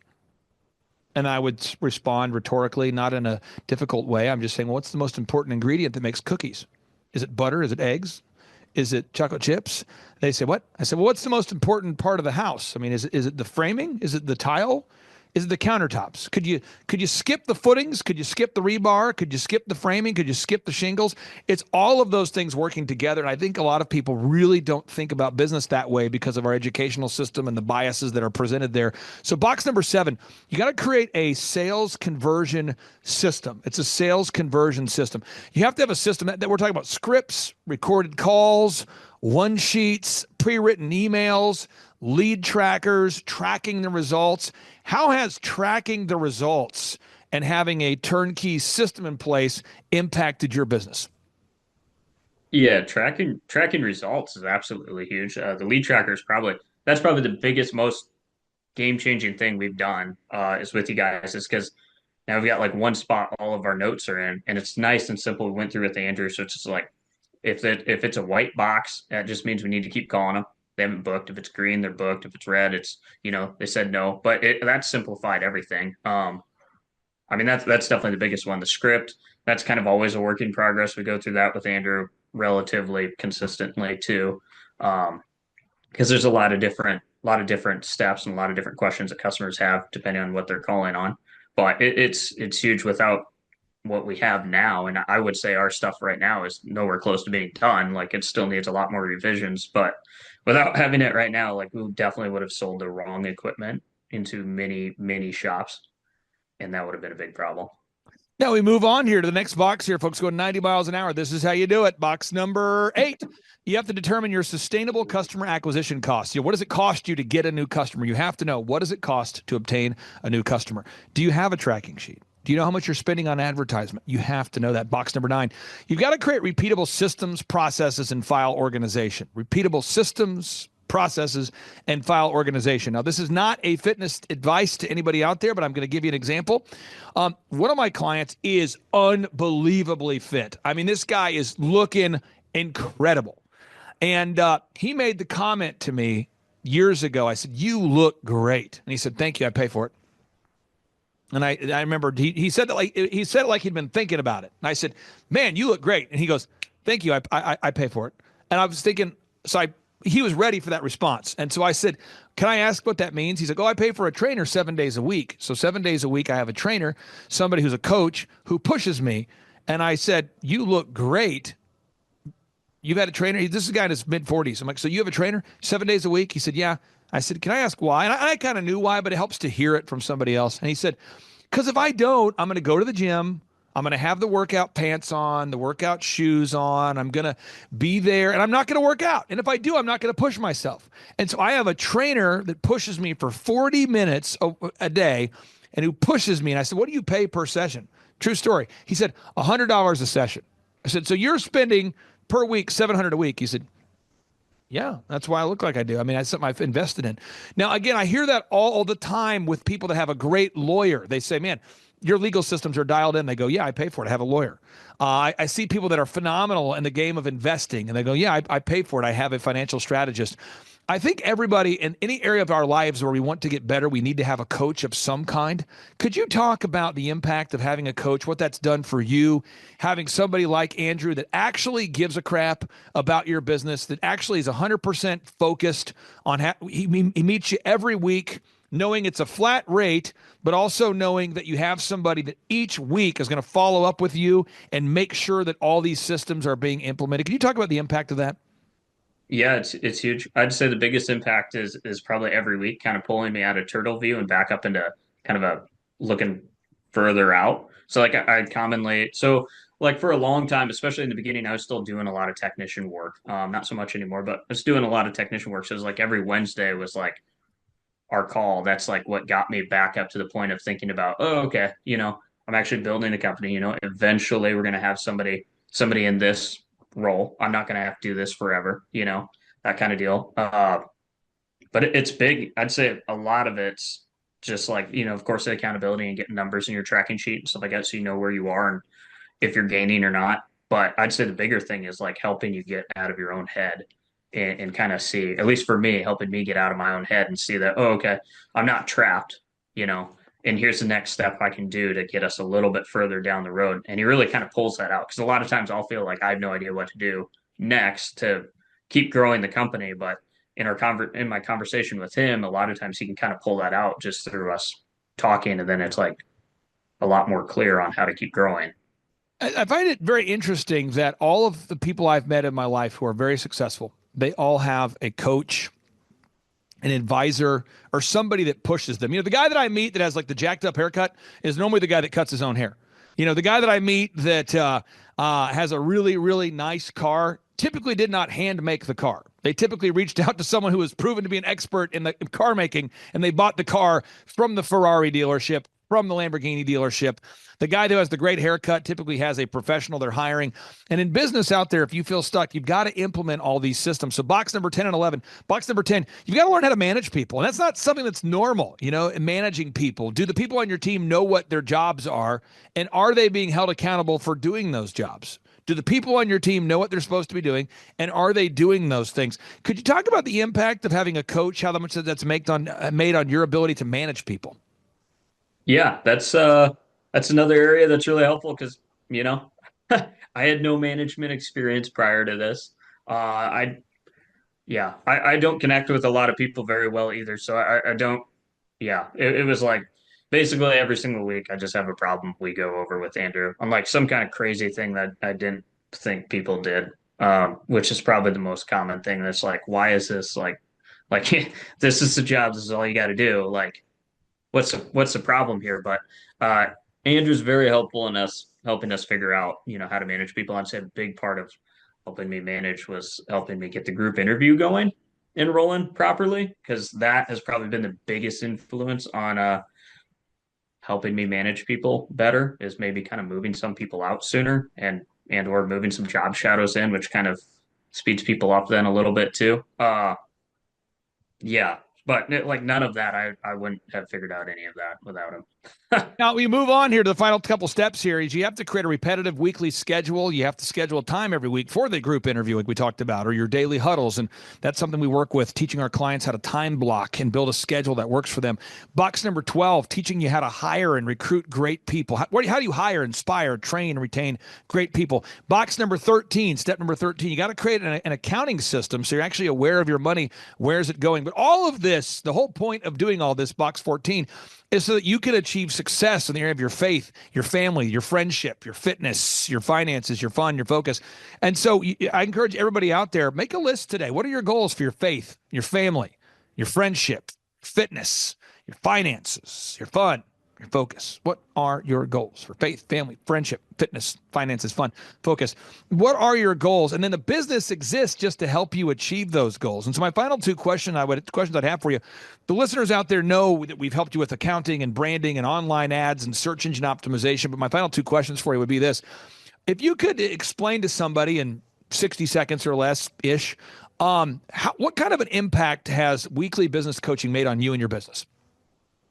Yeah, it's made a huge impact. I mean, like I said, I don't think we would be anywhere close to where we are right now, if even still in business, without it. It's like you guys have really helped just continue growing, because like without you guys, we wouldn't have our website cranking, we wouldn't have a bunch of leads, I'd probably be stuck in my own head. I'd probably still be stuck as a self-employed technician, and not have really figured out how to get out of that phase. Like I really think I'd be stuck there for many years without a weekly call. Final question. There's somebody out there that is a big statistic guy. They want them to see stats. I'm not asking you for your private numbers, but as far as a percentage, how much have you grown since we met you? Are you up like 2%, 7%, 10%? What kind of a percentage, or how would you quantify that? Yeah. When we met, we were probably at, I don't know exactly what the percentage, but you could probably figure it out. When we met and first started with you guys, we probably had done like maybe 60 grand in a year. And we probably now do more like 2 million to 2.5 million in a year. So you would say let's just do some math here. So if I take 2 million and I divide that by 60 grand, we could say you're up 33 times. Yep. That's an accurate number. You guys have grown 33 times. That's powerful. So I encourage everybody, go to thrivetimeshow.com. I have 2 calls to action for everybody out there today. First off, I want everyone to go to autoliftserve.com. And even if you don't know why, share this link on your socials, because what it does is it helps my wonderful client, Josiah, it helps Josiah to rank higher in the search engine results. So if you just share a link to autoliftserve.com, it does help him rank higher on the search results. Second thing, if you want to come to one of our in-person workshops, you just go to thrivetimeshow.com. The tickets are always $250 or whatever price you can afford. So we've made it affordable for everybody. That's thrivetimeshow.com. They're $250 or whatever price you can afford. How would you describe the workshops? You've been to the workshops. You've done the 13-point assessment. How would you describe the free 13-point assessment and the workshops? Oh, the workshops are a blast. It's like you're in a room with a ton of other people who want to do the same thing. And it's probably the most, I don't know. It's just excellent. Like, you just got to go. Like, you go in, there's the whole thing is very different. Like, I've never seen anything like it. You get to see a bunch of people who, like I said, are kind of in the same boat as you, and meet them. And they're not normally just people who are kind of like, I'm just trying to sell insurance to this small group that you're somehow a part of in your town. But no, these are like people who are like really growing their companies. Like, I can think of like Ryan Wells, for instance, grows like crazy. Like, he's a ton of fun to talk to when we go down there. And I always get new ideas from it too. So I'm like, wow, we're really dropping the ball in this area, and these guys are killing it. So it's awesome. Well, congratulations on baby number 1. Thank you for carving out time for us. I encourage everyone one more time, folks, if you haven't checked out that website, it does help our wonderful client, Josiah Ragsdale, to rank higher if you visit that website. So you might say, how do I do it? All you got to do is just go on over there to AutoLift. Let me pull it up again here. It's the domain is AutoLiftServe.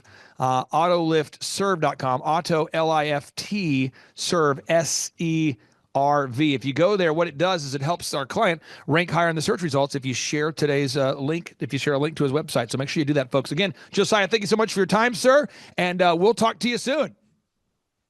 Thanks. Bye-bye. This song goes out to my main man, Kevin Falcon. Kevin Falcon. And Kicking Grass. Landscaping, baby. The other day I was looking at my grass, thinking about ways to make the time pass, and I thought about prank calling people I don't know all morning. So I called 918-872-0338. I put that call through and the phone rang. Somebody picked the phone up. They said hello, and then I said what up. Next thing I know, I'm scheduling a professional to landscape my lawn and to mow that grow. It was like a show on the mowers they go, back and forth whacking that grass like whack-a-mole. It was total control the way they roll.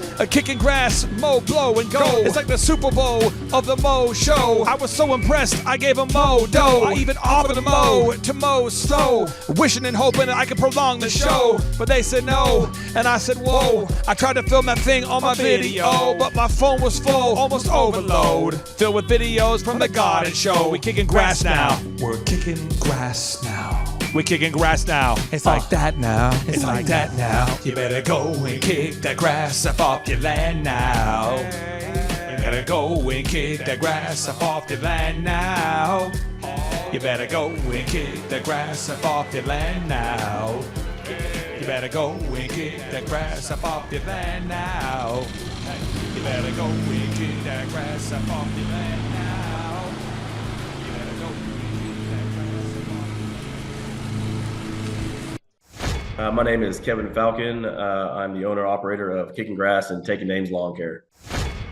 Overall, I mean, I'm from when I first started to now, I'm like over 1,200%. It's the energy that it brings. It's the revitalization in what you're doing. I see what works. I've gone through the process, and it's just a flood every spring and summer. It's great. It works. It's so much easier. It's like, if you enjoy the pain, keep doing what you're doing. But if you want to be successful, if you want to have that freedom, have that, I mean, it happens very quickly.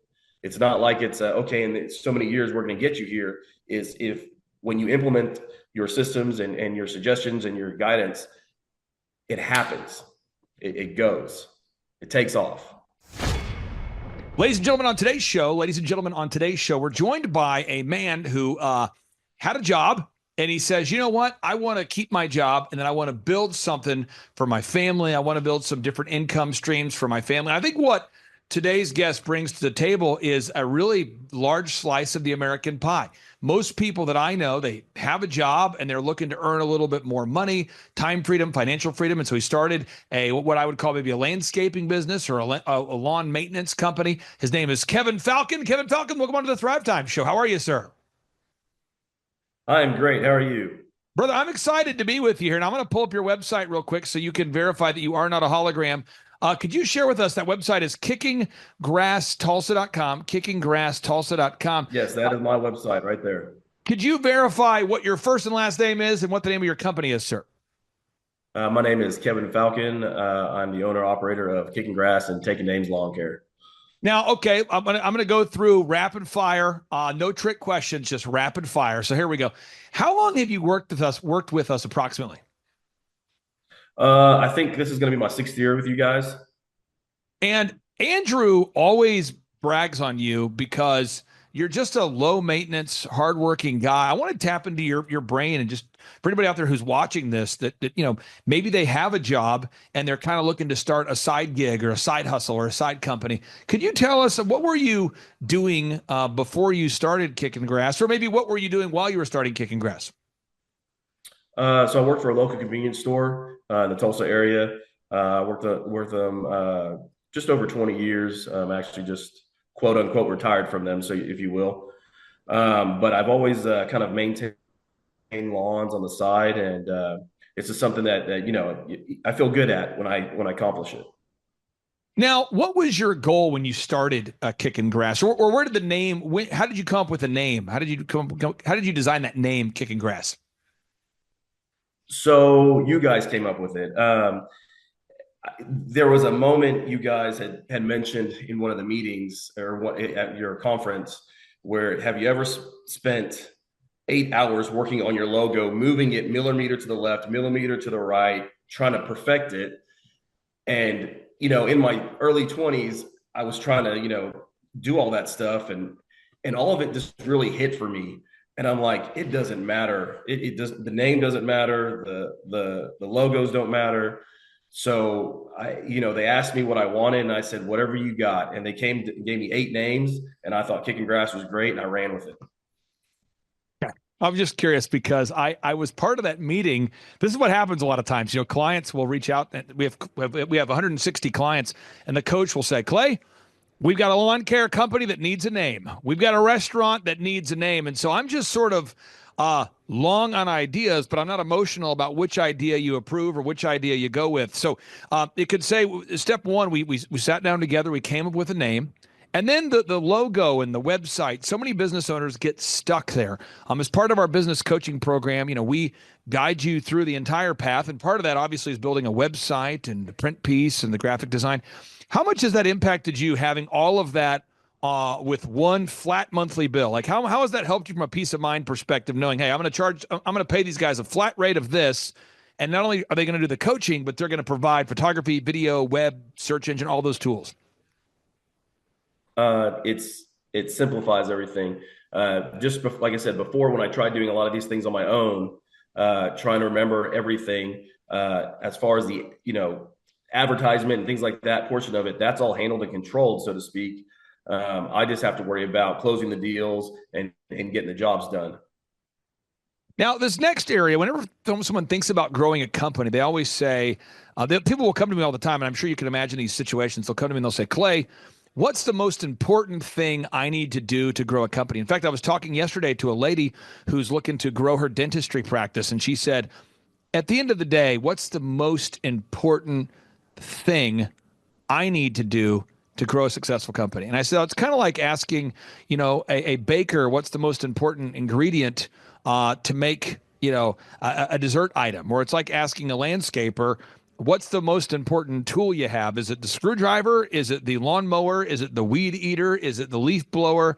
And I would argue it's all of those things working in concert. What's your thoughts on that? Because I get asked that question a lot. They say, so with business coaching, what's the most important thing I want to get your thoughts to that kind of question for somebody who's on the outside right now.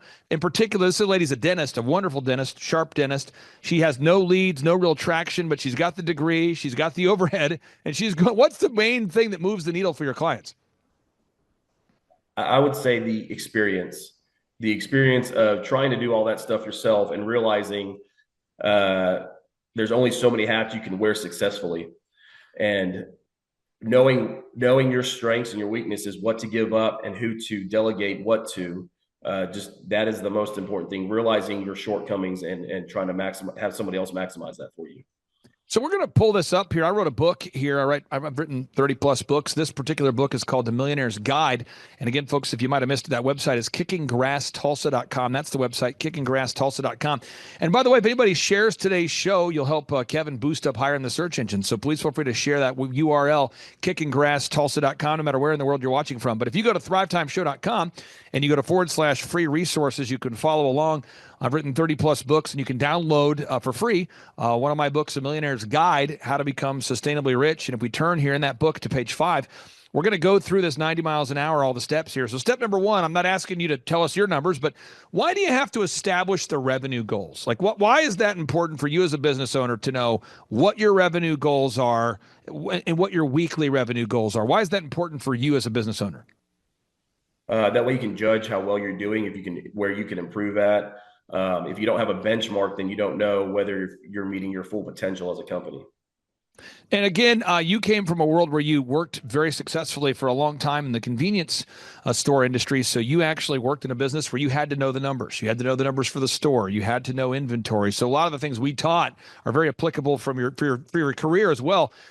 Box number 2, you got to know your break-even numbers. Whether it's the convenience store you ran or the landscaping company, you have to know how much crap do I have to sell to break even, or perhaps a more articulate way to say it is, how many customers do I need to break even? How many customers do I need? Why is that important? And why do you think that most of our coaching clients don't know that number before we start working with them? Because they're just worried about trying to get their product out there and doing it. They don't realize that they may have a little bit of money to start with, and that's going to be depleted real quick unless they figure out, if I don't hit 10 customers a week, that's my break even, let's say, then I won't be able to maintain this lifestyle or this business at all.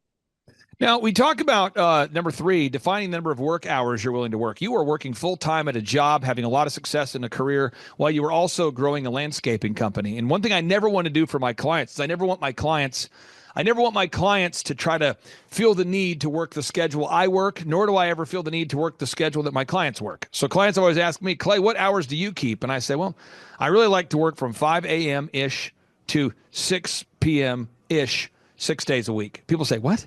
I just personally enjoy the idea of going from 5 to 6, pretty much 6 days a week. I get up around 3. That's what I like. Some of my clients work literally 2 hours a day. One of my clients I just talked to today, he's doing great. And he works less than 4 hours a day, and he's a multi-millionaire. Why was it important for you to figure out your schedule, your boundaries, and the hours that you were willing to work and the hours that you weren't willing to work? Because for me, it was about the family. We've got 6 kids. And in a blink of an eye, they're moving out, they're going to college, things like that.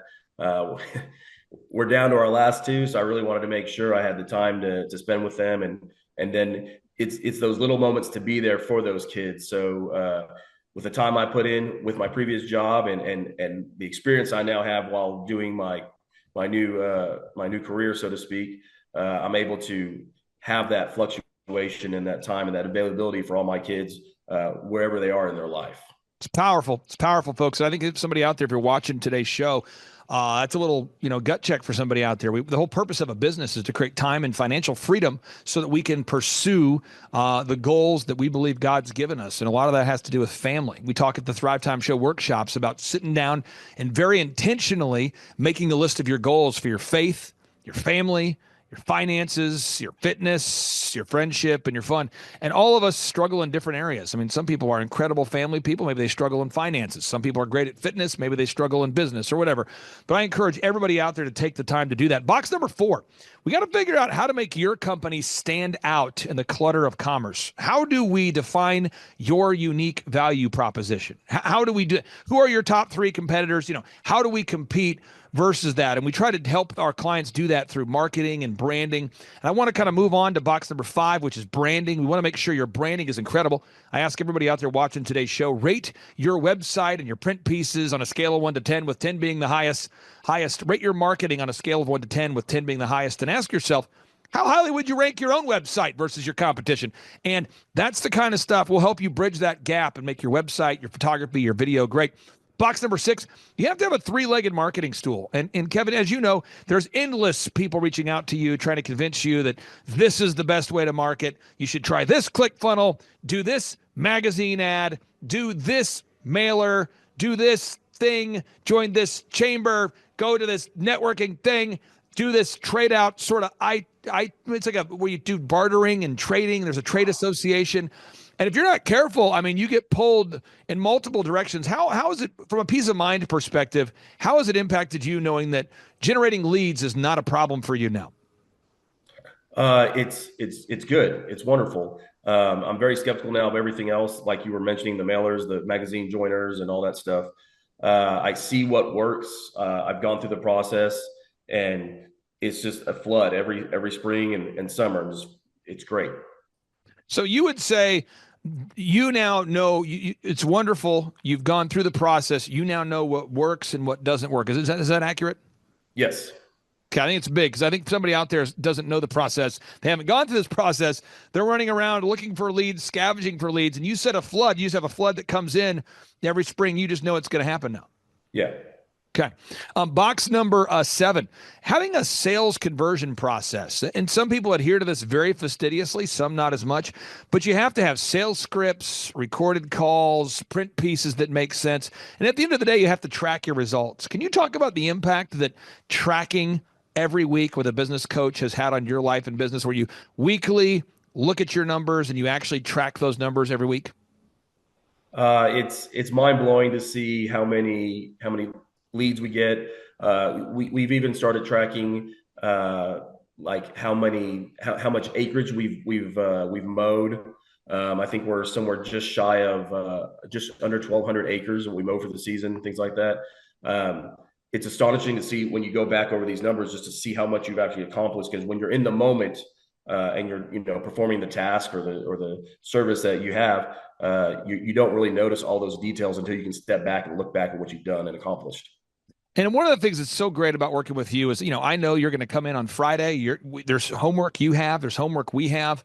And it's really fun to help somebody, because money is just a magnifier. And so if you're out there today, and I'm telling you, if you're struggling to get leads, you too can do it. Hey, by the way, do you know who Lou Ferrigno is? He's the guy who played, he was the Incredible Hulk back in the day. Remember the Incredible Hulk? Yeah. Did that resonate with you? Did you care about the Incredible Hulk? Was that a big thing in your life? This isn't a trick question. I'm just curious. Were you a big... I like the Hulk a lot. Yeah. I'm giving you an invitation right now. Check your calendar. Seriously. The Incredible Hulk just reached out. He's going to be on my show on Monday or on Friday at 1 p.m.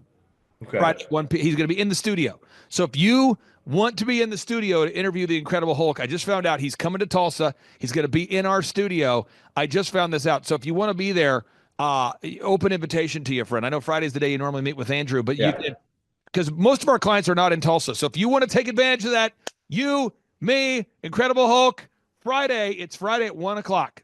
Friday at 1 o'clock. Okay. Now, next is box number 8. You have to know you have to determine your sustainable customer acquisition costs. This might blow someone's mind. I'm going to give people some facts here. Folks, did you know from our upcoming business workshop that it's going to cost me over $170,000 of cash to put that thing on? I don't think people recognize that.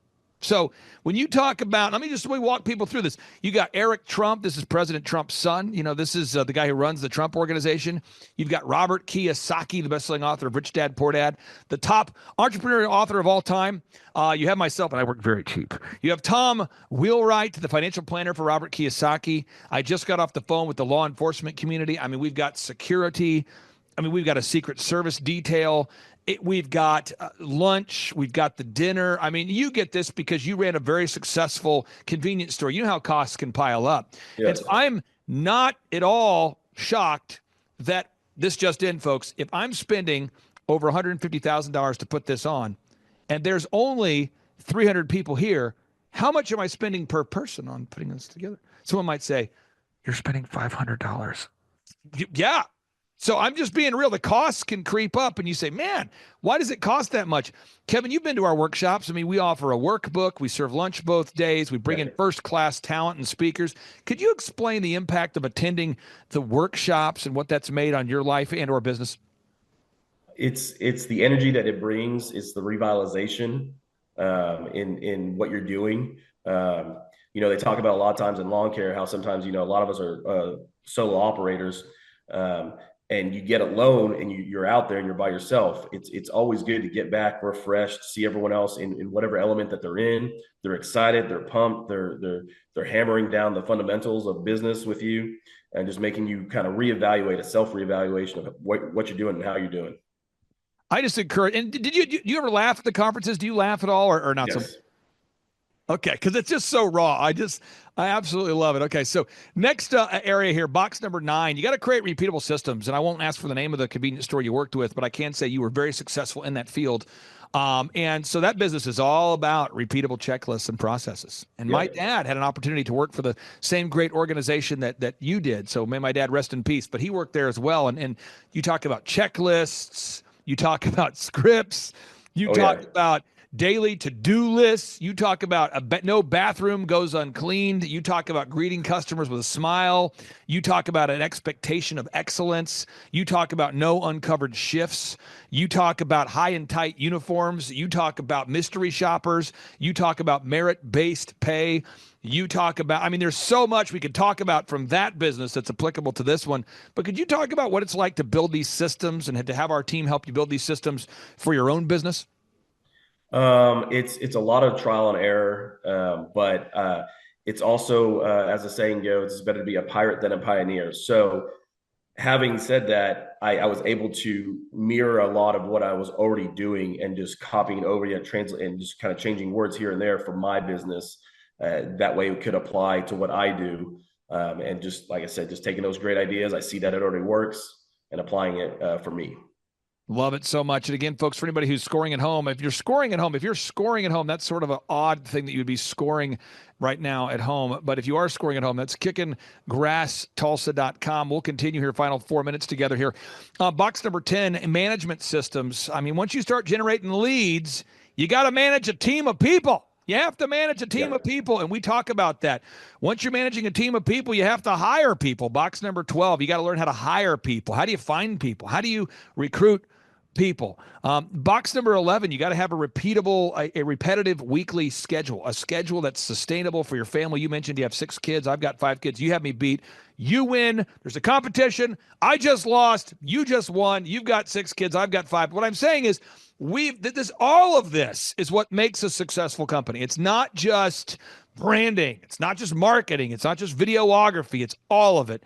So if you had to describe to somebody the growth you've seen maybe as a percentage over the past 6 years, are you up 1%? Are you up 10%? Have you grown by 1 lawn, 2 lawns, 1%? Is there some way to quantify the growth you've had over these years? So from last year, I'm up by around 7% from last year. Overall, I'm from when I first started to now, I'm like over 1,200%, just within the first couple of years of when I was doing it to where you guys have gotten me. I was less. Like I said, we started following how much acreage we mow. So when I first did this, the acreage was barely nothing. I'm up to almost 1,200 acres a year now. that we're doing. So there are some measurable points that we have. So just to be clear, and I want to make sure I'm hearing this correct, you're saying since working with us that you're up over 1,200% in that time? From my first year, yeah. That's an incredible thing. I think somebody out there, because I know when I was starting my first company, DJconnection.com, full disclosure, I haven't owned it in years, but this is what would happen to me. You know, Kevin, I would go to a conference and they would say, you got to build a world-class website.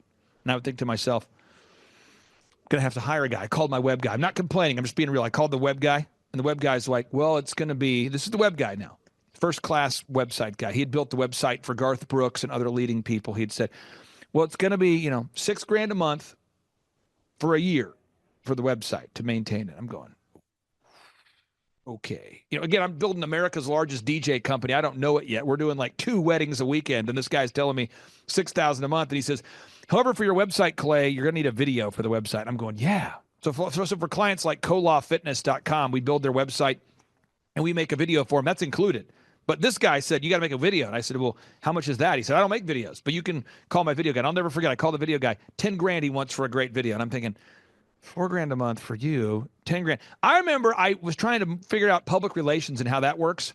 And so I'd heard about this cat named Michael Levine. And I thought, man, I need to get, because my web guy does the web, my video guy does my video, but nobody knows how to do public relations. I know what I'll do. I'll call this guy, Michael Levine. I've read his books. And I paid $25,000 for 3 hours of consulting. And this goes on and on. Can you maybe articulate for anybody out there that's on the fence who's thinking about scheduling a free consultation with our business coaching program? I mean, obviously, you've been a long-time client for a long time. Can you explain for anybody out there, if they go to thrivetimeshow.com and they schedule a free consultation, that part's free, but can you kind of explain that what the monthly fee, what you're paying versus what you're getting in your mind as a business owner? You don't know what you're missing until you go and see what you can get. You know what you're going through as a business and what you're trying to accomplish and all the things you've gone through, but it's a free consultation. It's simple, it's easy. They're very workable with you. They provide a very guided stepping stone. And if you've done any of it on your own, as soon as you see it laid out in front of you, you're going to be like, oh, this is a much easier path. Final question I have here for you. You're stuck in an elevator with somebody. I know you're a man. You didn't say, Clay, please let me on your show.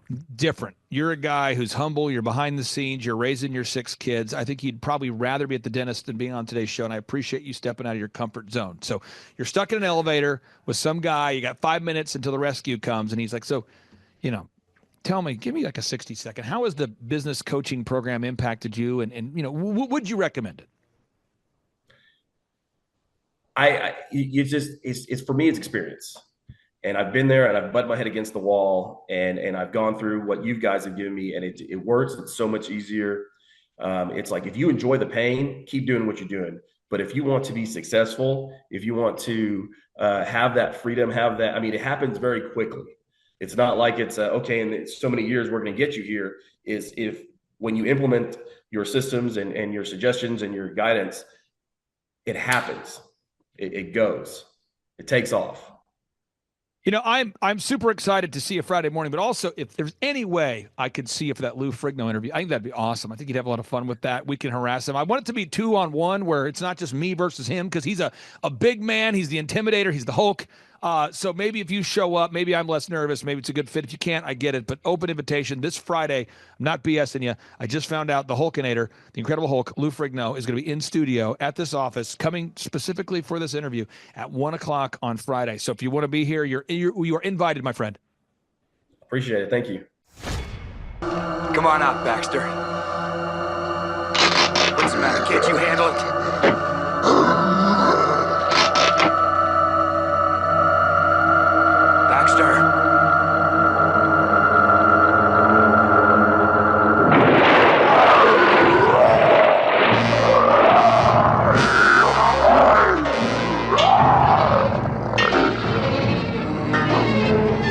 Get away from me. Stay away.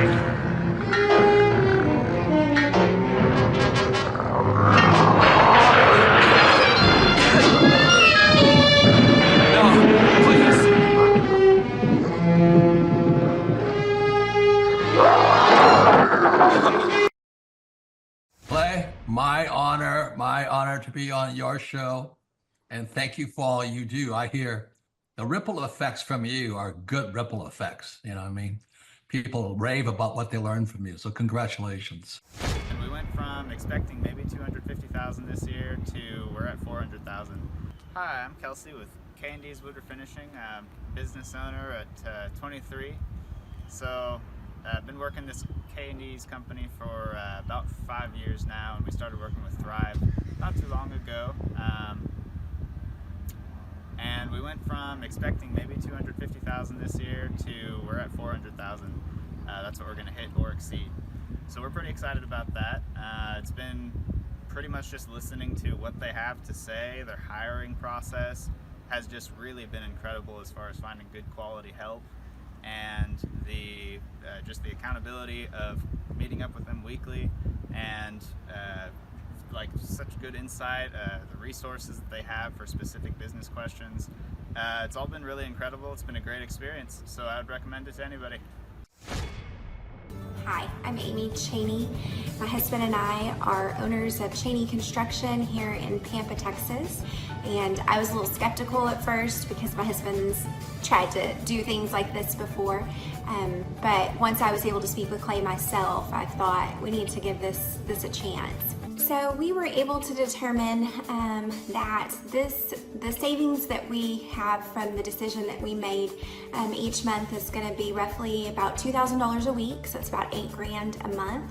Plus we also made the decision to get rid of a billboard that hadn't really brought us any business, and that was another $475 a month. So we're looking at $8,500 a month, and that's a really big deal. So my first thoughts when Clay introduced us to the weekly Know Your Number system was, no big deal, we don't need to do that. We have a secretary that's an amazing QuickBooks person, and so she enters all of that stuff every single day for us. So we don't need to do that ourselves. QuickBooks will pull a report, that's all we need. We don't need anything else. There's no sense in me double duty. Clay, do you understand how many transactions are in our bank statement every single month? It would take me forever to do. So very resistant, because I thought we already know our numbers. We already have everything into QuickBooks, and we already know what we need to know, and we can pull a report to provide you with that information. So some of the struggles in being able to complete this action item were getting the want to do it. Once I actually decided, okay, Clay, you can stop asking me. I'm actually going to sit down and do this every single week, and actually got through it. That was it. Like, I've made that commitment. It takes me maybe 20 minutes on, every Saturday morning to go in and do the previous weeks. Now that I've been doing it for a while, I'm kind of on a roll, and so it makes it a lot easier. So one of the things we discovered when we started looking at the money this closely was that my husband doesn't want to know the numbers, first of all. He pays good money to have someone do that for him because he just doesn't want to know. It's not his thing. And so I had worked for an accountant previous to this, so that's kind of my thing. So for him to be able to sit down and take a look and see some of the things we're spending money on that he probably didn't even realize, or to realize how much we've been paying some employees that were not operating as A players. That was the big eye-opener for my husband. But when he saw the numbers of what we were paying in payroll expenses for two team members that were not operating as A players and hadn't been for quite some time, that was a huge eye-opener for him, and he realized that he needed to take that emotion out of that decision and make it a business decision. It's accountability for your secretary as well, or your bookkeeper, whoever does your books, especially if it's not yourself, because if you've not ever had anybody embezzle money from you, then you're very fortunate. So it's really good to have that accountability. We've had that happen in the past to us, and so my secretary's actually even come back to me and said, hey Amy, I really appreciate that you're doing this now, because now at the end of the month, if there's not any money, then you know exactly where the money's went. You and Jimmy have known exactly where the money's gone. So we're not coming to her going, where's all our money? Because that's not a good position for her to be in either. So like I said, just knowing where your dimes are going is a huge deal, and being able to know where to cut back from, that's a big deal, but also the accountability for everyone on your team. My name is Danielle Sprick, and I am the founder of D Sprick Realty Group here in Tulsa, Oklahoma. After being a stay-at-home mom for 12 years and my 3 kids started school and they were in school full-time, I was at a crossroads and trying to decide what do I want to do? My degree and my background is in education, but after being a mom and staying home and all of that, I just didn't have a passion for it like I once did. My husband suggested real estate. He's a home builder, so real estate and home building go hand in hand, and we just rolled with it. I love people, I love working with people, I love building relationships, but one thing that was really difficult for me was the business side of things. The processes and the advertising and marketing. I knew that I did not have what I needed to make that what it should be. So I reached out to Clay at that time, and he and his team have been extremely instrumental in helping us build our brand, help market our business, our agents, the homes that we represent. Everything that we do is a direct line from Clay and his team and all that they've done for us. We launched our brokerage, our real estate brokerage, 8 months ago. And in that time, we've gone from myself and one other agent to just this week, we signed on our 16th agent. We have been blessed with the fact that we right now have just over 10 million in pending transactions. 3 years ago, I never would have even imagined that I would be in this role that I'm in today, building a business, having 16 agents. But I have to give credit where credit's due. And Clay and his team and the business coaching that they've offered us has been huge. It's been instrumental in what we're doing. Don't ever limit your vision. When you dream big, big things happen. I started a business because I couldn't work for anyone else. I do things my way. I do what I think is in the best interest of the patient. I don't answer to insurance companies. I don't answer to large corporate organizations. I answer to my patient, and that's it. My thought when I opened my clinic was I can do this all myself. I don't need additional outside help in many ways. I went to medical school. I can figure this out. But it was a very, very steep learning curve. Within the first 6 months of opening my clinic, I had a $63,000 embezzlement. I lost multiple employees. Clay helped us weather the storm of some of the things that are just a lot of people experience, especially in the medical world. He was instrumental in helping with the specific written business plan. He's been instrumental in hiring good quality employees, using the processes that he outlines for getting in good talent, which is extremely difficult. He helped me in securing the business loans. He helped me with web development and search engine optimization. We've been able to really keep a steady stream of clients coming in because they found us on the web. With everything that I encountered, everything that I experienced, I quickly learned it is worth every penny to have someone in your team that can walk you through and even avoid some of the pitfalls that are almost invariable in starting your own business. I'm Dr. Chad Edwards, and I own Revolution Health and Wellness Clinic. What I've seen from Clay and his group at Thrive is they'll give you a simple system, and it's the simple systems are the ones that people can wrap their brain around. They're the ones that people can work with on a day-to-day basis. Hi there, my name is Stephanie Pipkin. I am 24 years old and I own Black River Falls Cleaning Services. We opened in April of 2019 and it is now mid-June of 2020. So I wanted to talk today about the success and growth I have achieved by implementing the Proven Path with Clay Clark's team and my business coach Luke from Thrivetime. It has been insane to say the least. I started working with them in mid-February of this year, so we're about 4 months in of working together, and it has completely transformed my business in pretty much every facet. So I'm gonna check my notes here. So in 4 months, my leads have tripled. I was getting probably like 2 leads a week. Now I'm getting more in the like 10 to 15 leads a week. I have doubled my number of employees. I'm now hitting the highest revenue weeks in the history of the company, week to week, it seems like. We went from about 6 appointments today as our highest in February to now 14 to 15 appointments a day. And hiring quality employees has become much simpler and less stressful by using their systems for hiring.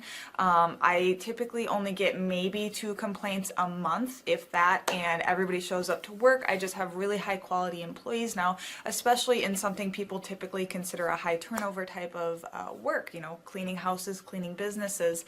I have amazing employees now, and I get rid of the ones who are not so amazing and bring on new ones because of, you know, group interviews and interviewing every single week. It's just been great, and such I don't waste as much time on low quality candidates anymore. And your coach will hold you accountable. I mean, which I love. Again, the tough love is really great. You know, Luke's like a stern father figure, but he's also nice, but also stern when he needs to be, when I'm being lazy and not doing the things that I know I need to do because I don't want to do them. So that's just great. Worth every penny. I mean, I'd pay him $1 million a month if I can, and maybe someday I'll be able to, but I would just say go for it. If it seems like a good fit, just go for it. Do what they say, even if you think it's stupid or ridiculous. Just do what they say because it'll work. You know, people, when they look at my business, you know, people in my town, they think I'm lucky. They think I'm just, you know, things just happen for me. And, you know, maybe I am lucky, but it has a lot to do with hard work and, you know, perseverance and, you know, working till you cry sometimes. That's just being an entrepreneur, which if you're a business owner, you understand that. But it's having these systems in place of, you know, of course I'm going to be successful. It's an absolute because I have all this stuff in the background happening, and I have Luke and Clay and everybody on their team working really hard to make sure that I'm a success. And I can tell that they are just so excited every single week when I'm having all these wins and things like that. They're so excited for me. So it's the best thing ever, and I would suggest to anybody to work with them. So sorry for the long-winded reply, but I just had so much to say, and I could go on for hours probably about how amazing they are. But thank you to Clay and Luke and the entire team there, everything you guys have done for me, and I am so excited to continue to work with you for years to come. Thanks so much for watching. My saying is, if it's important to you, hire a coach. And I think that's one of the reasons people are not successful is they eat a cheeseburger instead of hiring a coach, you know what I mean? And so my coach pushes me. They're younger than me. They push harder. They're trained. And as my rich dad always said, you know, amateurs don't have a coach, but professionals always have coaches. So I've always had coaches for whatever was important. You know, my rich dad was one of those persons. I wanted to learn how to play Monopoly in real life. So he was my coach. Well, Carter, you know, we have an opportunity here at the Thrivetime Show to work with some really great business owners, people that are actually serious about growing their company. They go to thrivetimeshow.com and they reach out to schedule a free 13-point assessment. And oftentimes I hop on the phone with these folks and we figure out if they're a good fit. And once we start working with a client, our goal is to help the client to actually grow their actual business. And on today's show, we're joined with a man who we've had the opportunity to work with. The company's called NWA Gutter Perfection. And my understanding, Carter, is that they're up over 60%. Is that right? I would say that's correct, yes. DJ, welcome on to the Thrivetime Show. How are you, sir? Good. How you doing, Clay? I'm doing great. So for anybody out there who is doubting whether you're a hologram or not, what's the name of your company, sir? Gutter Perfection. How did you guys first hear about us? Do you know? It's actually a friend of mine found out about your business conferences there, and then we went there. And I guess I was sold the first conference we went to. If you go to nwagutterperfection.com, you can see they're a real company. They're a real business. They really are growing. What markets do you service there, DJ? For people out there that might be looking for your services, what's the market area that you service? Pretty much all of Northwest Arkansas, Bentonville, Springdale, Fayetteville, Rogers, you know, the little surrounding towns there too. And again, if you go to the website here, folks, nwagutterperfection.com, you can see they are a real business, real people having real success. DJ, I really do appreciate your time today, sir, and we'll talk to you soon. What I've seen from Clay and his group at Thrive is they'll give you a simple system, and it's the simple systems are the ones that people can wrap their brain around. They're the ones that people can work with on a day-to-day basis. And that simplicity brings power with it. So it shocked me how simple some of the stuff is. And at times I'm like, why didn't I think about that? Workflow creation, systematic marketing, and coaching has helped our church so much. You know, the workflow creation is what it really is they're gonna look and see every moving part of your church, of your ministry, what needs to be done. And it's gonna go up on a massive board. And so now what it does is it takes what you know needs to be done out of your heart and out of your head.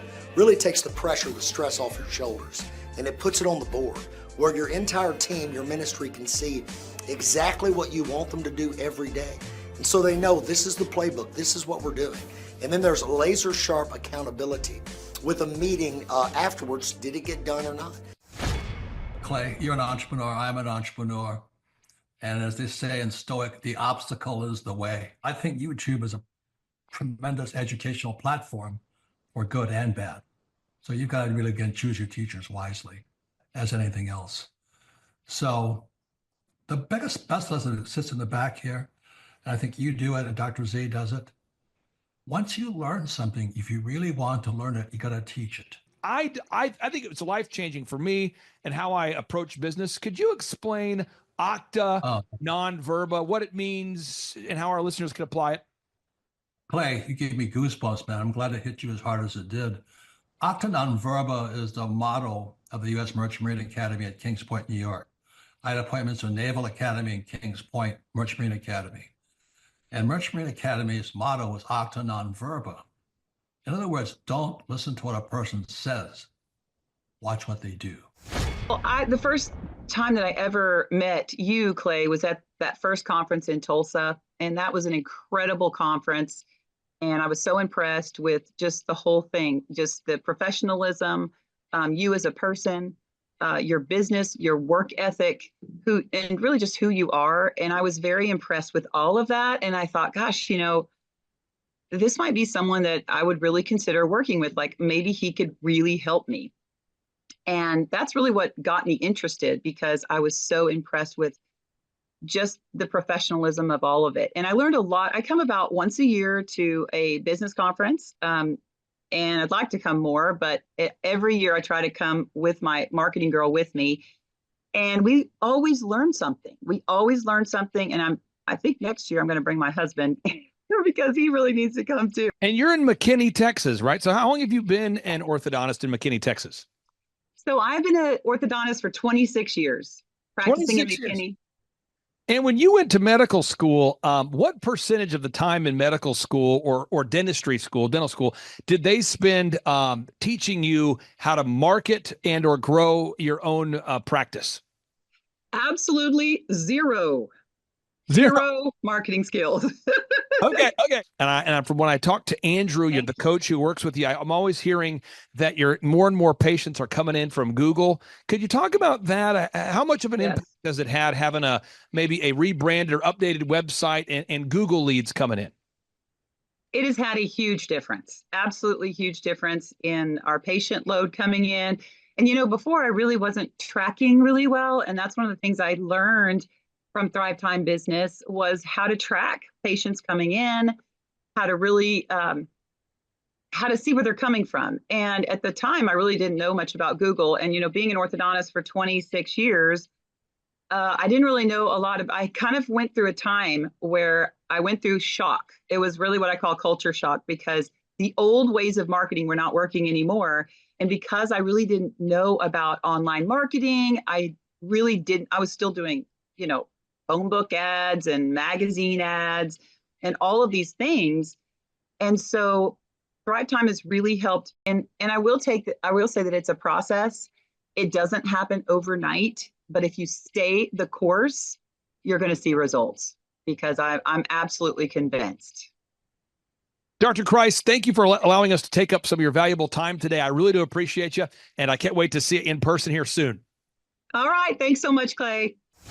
Clay Clark is here somewhere. Where's my buddy Clay? Clay's the greatest.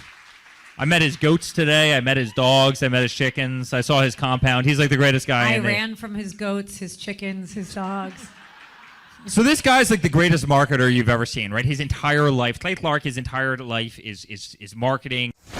Okay, Aaron Antis, March 6th and 7th. March 6th and 7th, guess who's coming to Tulsa, Jerusalem? Ooh, Santa Claus? No, that's March. March 6th and 7th, Oh. you're going to be joined by Robert Kiyosaki. Robert Kiyosaki. Best-selling author of Rich Dad, Poor Dad. Probably the best-selling, or one of the best-selling business authors of all time. And he's going to be joined with Eric Trump. He'll be joined by Eric Trump. So we got Eric Trump and Robert Kiyosaki in the same place. Aaron, why should everybody show up to hear Robert Kiyosaki? Well, you got billions of dollars of business experience between those two, not to mention many, many, many millions of books have been sold. Many, many millionaires have been made from the books that have been sold by Robert Kiyosaki.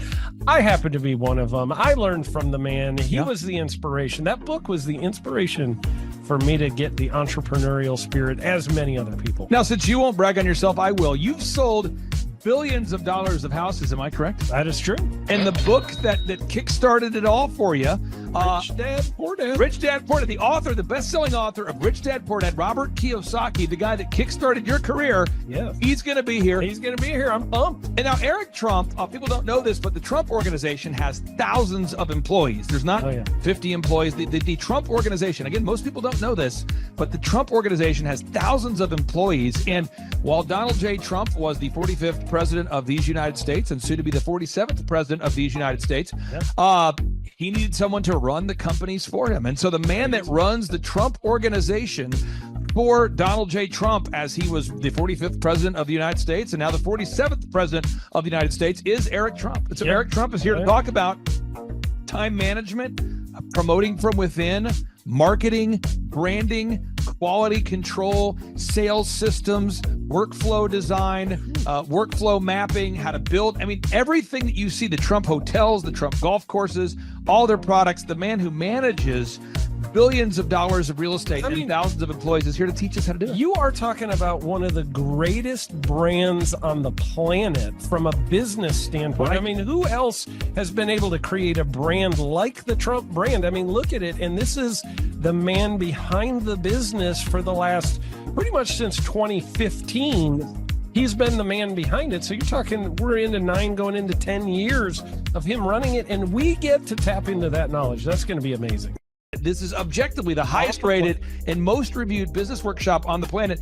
And then you add to that Robert Kiyosaki, the best-selling author of Rich Dad, Poor Dad. You add to that Eric Trump, the man that runs the Trump organization.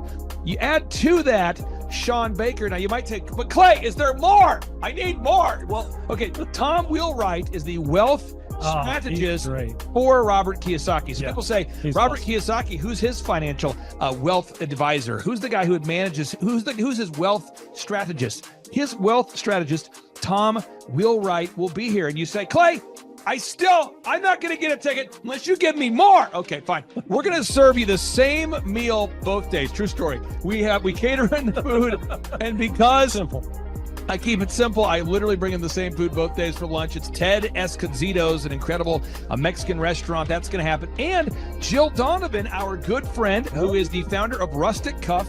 She started that company in her home, and now she sells millions of dollars of apparel and products. That's rusticcuff.com. And someone says, I want more. This is not enough. Give me more. Okay. I'm not going to mention their names right now because I'm working on it behind the scenes here. But we've got one guy who's given me a verbal to be here. And this is a guy who's one of the wealthiest people in Oklahoma, and nobody really knows who he is because he's built systems that are very utilitarian, that offer a lot of value. He's made a lot of money in the It's where you rent.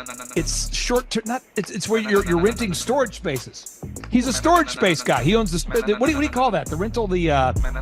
Storage space. Storage units. Yeah. This guy owns storage units. He owns railroad cars. He owns a lot of assets that make money on a daily basis, but they're not like customer facing. Most people don't know who owns the mini storage facility, or most people don't know who owns the warehouse that's passively making money. Most people don't know who owns the railroad cars, but this guy, he's given me a verbal that he will be here, and we just continue to add more and more success stories. So if you're out there today and you want to change your life, you want to give yourself an incredible gift, you want a life-changing experience, you want to learn how to start and grow a company, go to thrivetimeshow.com. Go there right now, thrivetimeshow.com. Request a ticket for the 2-day interactive event. Again, the day here is March 6th and 7th. March 6th and 7th, we just got confirmation. Robert Kiyosaki, best-selling author, Rich Dad Poor Dad, he'll be here. Eric Trump, the man who leads the Trump organization. It's going to be a blasty blast. There's no upsells. Aaron, I could not be more excited about this event. I think it is incredible. And there's somebody out there right now, you're watching and you're like, but I already signed up for this incredible other program called Smoke Your Way to Thin. I think that's going to change your life. I promise you this will be 10 times better than that. It's like I picked the wrong week to quit smoking. Now, don't do the Smoke Your Way to Thin conference. That is, I've tried it. Don't do it. Yeah, chain smoking is not a viable. I mean, it is life-changing. It is life-changing. If you become a chain smoker, it is life-changing. Not the best weight loss program, though. Right, really. So if you're looking to have life-changing results in a way that won't cause you to have a stoma, get your tickets at thrivetimeshow.com. Again, that's Aaron Antis. I'm Clay Clark, and reminding you and inviting you to come out to the 2-day interactive Thrive Time Show workshop right here in Tulsa, Oklahoma. I promise you, it will be a life-changing experience. We can't wait to see you right here in Tulsa, Oklahoma.